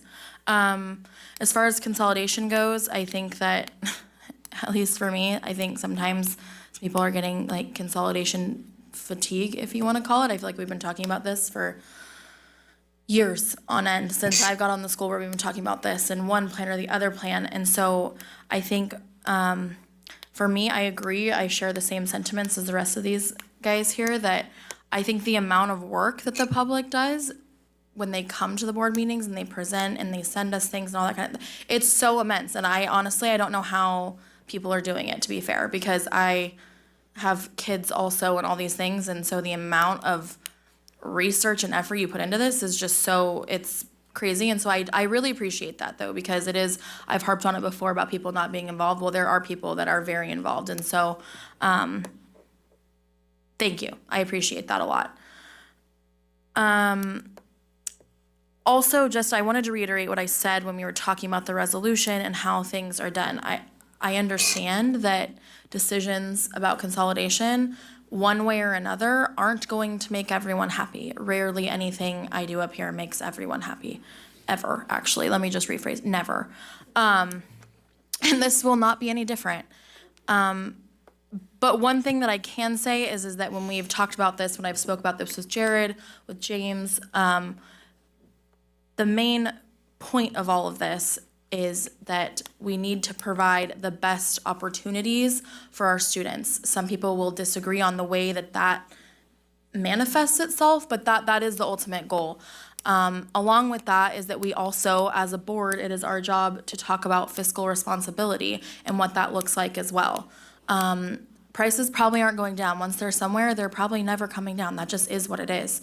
And we have to think about that. We were able to come to an agreement with our teachers and our other staff members this year, but that doesn't mean that next year we're not going to reopen this and restart this whole thing over again. And that's just going to keep happening. That is what's going to happen.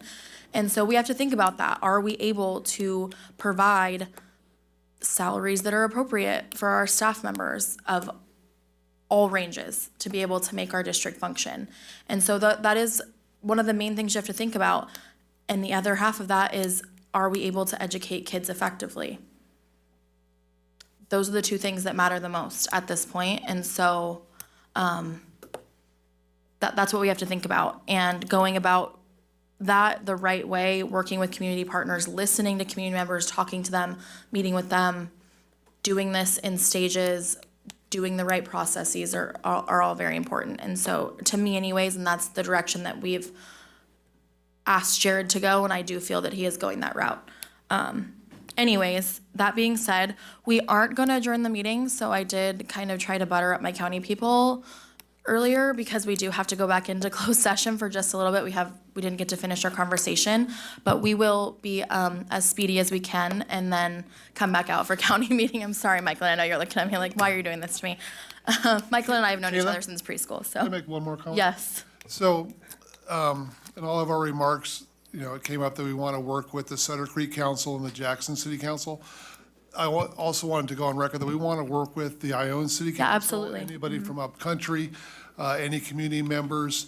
We want to work with everybody. So it's not just Sutter Creek and Jackson. I just want everybody to know that. Yes, absolutely. Thank you.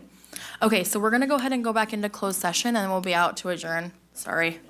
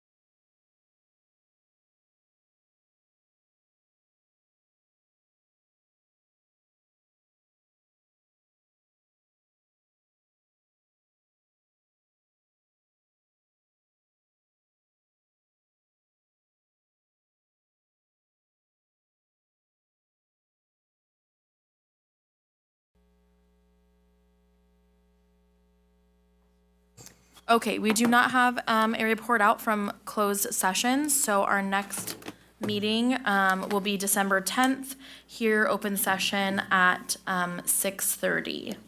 And we are adjourned. And then we will go ahead and move right into the county meeting.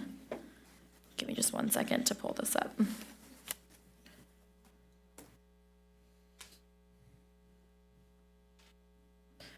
Okay, we are calling to order the Amador County Office of Education meeting. All of our board members are present. Are there any deletions or corrections to the agenda? There are not. Do we have any presentations or recognitions? No. Don't think so. Okay, we're gonna go ahead with employee organizations. We have Seek with Miss Angie Lucas. Hello. I wasn't going to say anything today, but I thought I'd keep it positive. Hello. I am here to share some good news. With the holidays and the end of the year coming up, my class in particular has many absences in the next couple weeks. And in the past, this would leave a special ed class reeling, and it still does. But for the first time, since they were hired for many of my staff, we all have received sub coverage. So that's like unheard of. So yay, thank you. That's not to say that we don't have room for improvement, as many rooms are still left short-staffed or without support when staff call out. So while we understand there isn't an easy fix to this issue, I believe that teachers and county leadership are working together to come up with creative solutions to help meet the ongoing needs. That being said, I think I speak for all of us. If you have any ideas or know anyone who would like to come hang out with like the coolest kids, send them our way. I'd also like to take a moment to acknowledge the work our negotiation team has done to help make significant steps to keeping our members whole with regard to the healthcare crisis. I believe we got a fair deal, and we look forward to continued productive negotiations. Also, to follow up with Jeannie's comment, we are hopeful with our collaborative efforts that the county, with county leadership and all unions, to advocate on behalf of us all for better healthcare in our area. So I'll unfortunately be in Apple Hill that day with my class purchasing Jared's pies, but I'd encourage you to be as involved in that process as you can. So thank you. Thank you. And then next we just have, is Miss Hatton here for CSCA 827? No? Okay. Next time. Okay, we have public comment on non-agenda items. Our first one is Bonnie Gale.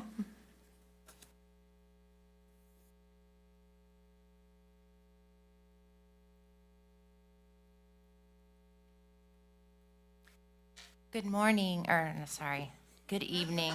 It's gonna only get morning a little bit. So, Almost. morning, evenings, gosh, I need to go to bed soon.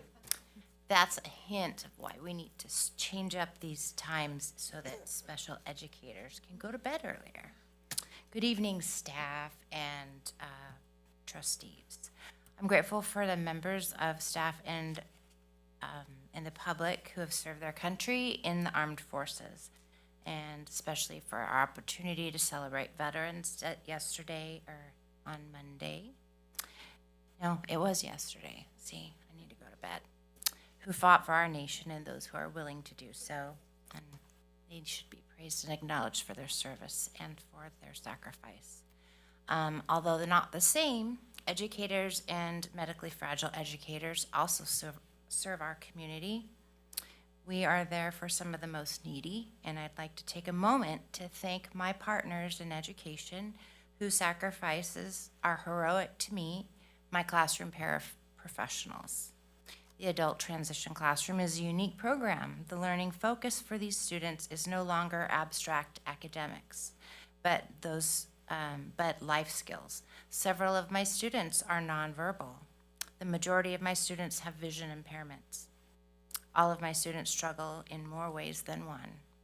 They need help to communicate. They need help to be heard. They need educational professionals who are there to patiently help them walk their individual paths. My amazing aides, Trudy Kopp, Nivea Hughes, Harry Marama, Kelly Pearson, and Julie Whitmore provide support for my students with extensive support needs. They help them learn, work, and for some to even help them eat.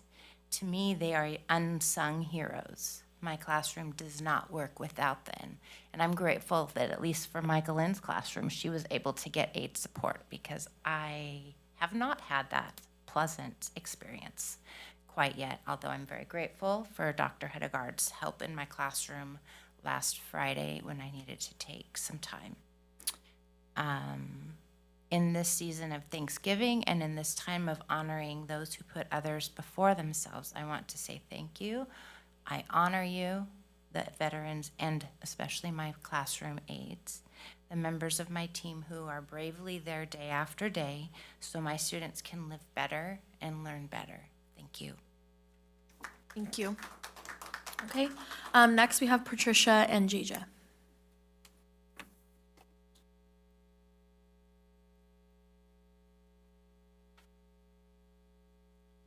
Good evening again, everyone.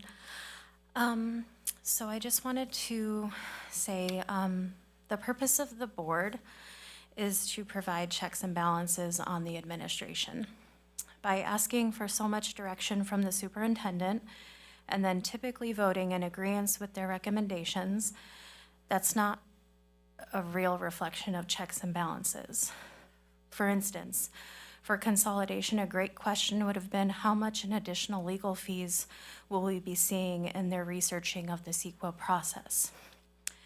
With the increase in employer contributions to the health insurance, it would have been great if the board amended the action item to separate out the top paid district office admin staff.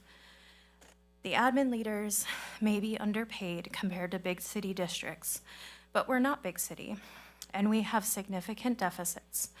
So where are we going to be making cuts? It seems like every expense is justified. It seems like you ask questions, but then don't make cuts. Thank the district staff for their researching and then leave it at that. I know there's a lot of work that goes on behind the scenes, but I think that the board reports at the end might be a good place for community members' questions to be answered. I send you guys my spreadsheet every board meeting to give a total of how much we're spending per vendor, because I do think that is important to see where we can cut cost. For instance, with the county, we've spent almost $360,000 on various software, over $7,000 on conferences and hotels for staff, almost $215,000 on varying student services contractors, over $20,000 for mileage reimbursements, and over $350,000 for student services consultants. So by being able to see the total for each vendor, you're able to see what we're spending and where. So I do hope you're looking into this because we do need to cut costs. And it may be uncomfortable if we do have to cut salaries, but you know, that might be something on the table. We're in millions and millions of dollars in debt, and we're gonna be adding on millions with consolidation. I just want us to be fiscally responsible for our community, for our students, so they have roofs over their head, because we might not be able to afford them. Thank you. Okay, we are gonna go on to the consent agenda. Does anybody have any questions or comments on consent?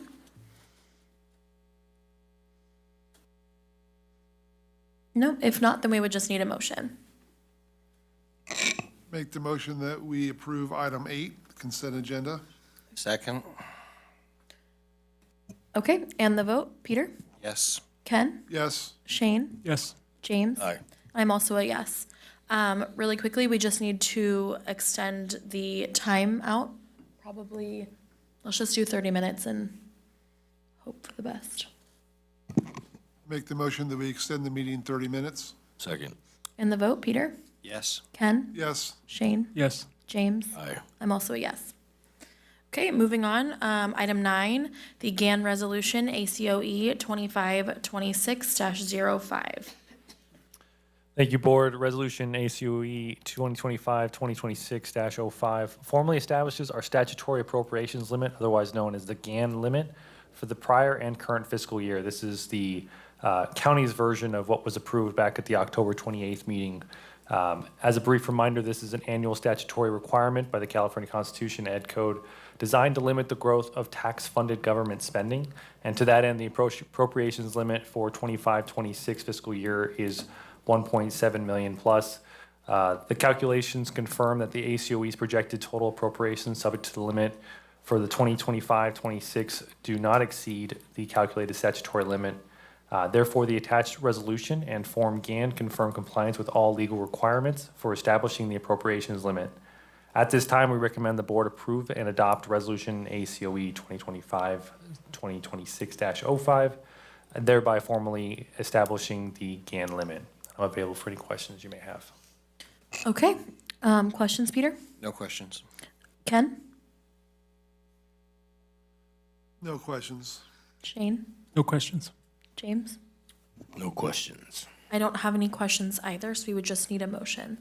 I move to approve the GAN resolution ACOE 2526-05. Second.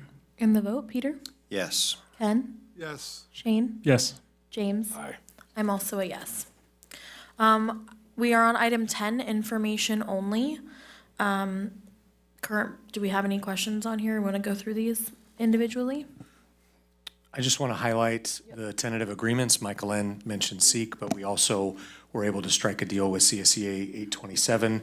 This is one of the fundamental differences between districts and county offices, that these labor agreements are signed by me as county superintendent and not for board approval. So that's why they are information item on the county side. On the district side, last meeting they were an action item, but we were able to get these deals completed before the end of October so that they would take effect on those end-of-month paychecks in October when the new healthcare rates were having impact on all of our employees. So I just want to thank Michael N. as president and Jamie Hatton as president at 827 and the continued negotiations and the positive relationship we have with those two bargaining units. Okay. Did anybody have any questions or comments on any of these information items we wanted to discuss? Peter? I just appreciate the thorough nature of the communication and the clarity, having both the clean copy and the other type of copy, so it's clear and easy to understand.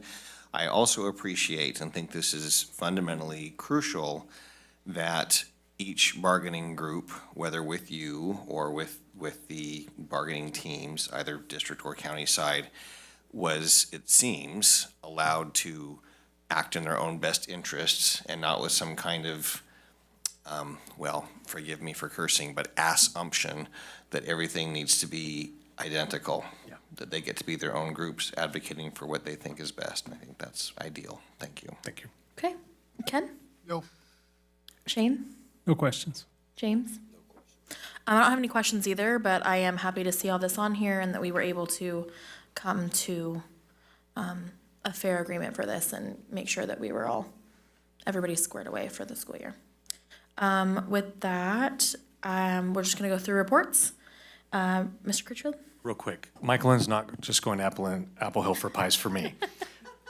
The Trillia program, one of the things Michael N does that I love is to get her students out in the community, and they made a trip through the district office last week saying, we're going to Apple Hill. You got some salespeople in your student population, so they are going to Apple Hill, and as part of that experience, they took orders, and so any employee, and I mean, who's not a sucker sour for cream apple berry? an apple? I got That's my favorite apple pie, I got berry pie, and some apple donuts coming my way. So I appreciate Michael N for the life skills that she's also teaching her students in a fun way. And, you know, sometimes we also benefit from that. So thank you, Michael N, for that. I also want to comment more about CalPERS board meeting. So they do have on the agenda, Amador appears on their agenda in one area. They are considering an EPO plan offered in our area. That's a point of discussion. I want to thank our labor partners. We had quite a few people in the conference room this afternoon about that. Robert and I will be going down representing district staff, and I know that all four of our union presidents are working on having some staff go down as well. They can also phone in if any of you board members are interested. We talked about this right at the end of the meeting at like 4:30 this afternoon, that if any board members are interested, just let me know. But we worked out some ideas of how we're going to speak to CalPERS and what we'd, like to see from them moving forward and considering Amador and our needs. What's What that time is the again? meeting? Oh, yeah. So they do a 3-day board meeting. You just voted to extend 30 minutes. How's that? Right? So they do a 3-day board meeting. But remember, this is the CalPERS board. They are first and foremost a retirement system, not a healthcare system. So day 2 is Tuesday at 9:15 a.m. is when they're supposed to be discussing the healthcare aspects of what they do, CalPERS. We might be there all day. So we don't really know the cadence of how that meeting goes, but at 9:15 down in Sacramento. So Okay. Peter, reports? I really enjoy that, again, people are staying to comment. And I don't think it's just Mrs. Gale out of sympathy that I'm here. I do appreciate your words and I appreciate the positivity. And here's to hoping that we continue to reach out and find good people to help in our substitute pool for all positions, because it's important that we have sufficient resources, especially for high needs population students. Thank you. Thank you. Ken? My only comment is that we hear you about the order of the board meetings. Changes lay ahead. Shane, go ahead. No comment. James? I don't have any comments. Okay. I don't have any further comments. I will do my best to make it on the 18th. I will try and find a babysitter for the child because I don't think she'll want to attend the CalPERS meeting. I don't think they want her there either, to be fair. She's kind of feisty. Okay, with that being said, our next meeting is also December 10th, immediately following the district meeting, and we are adjourned.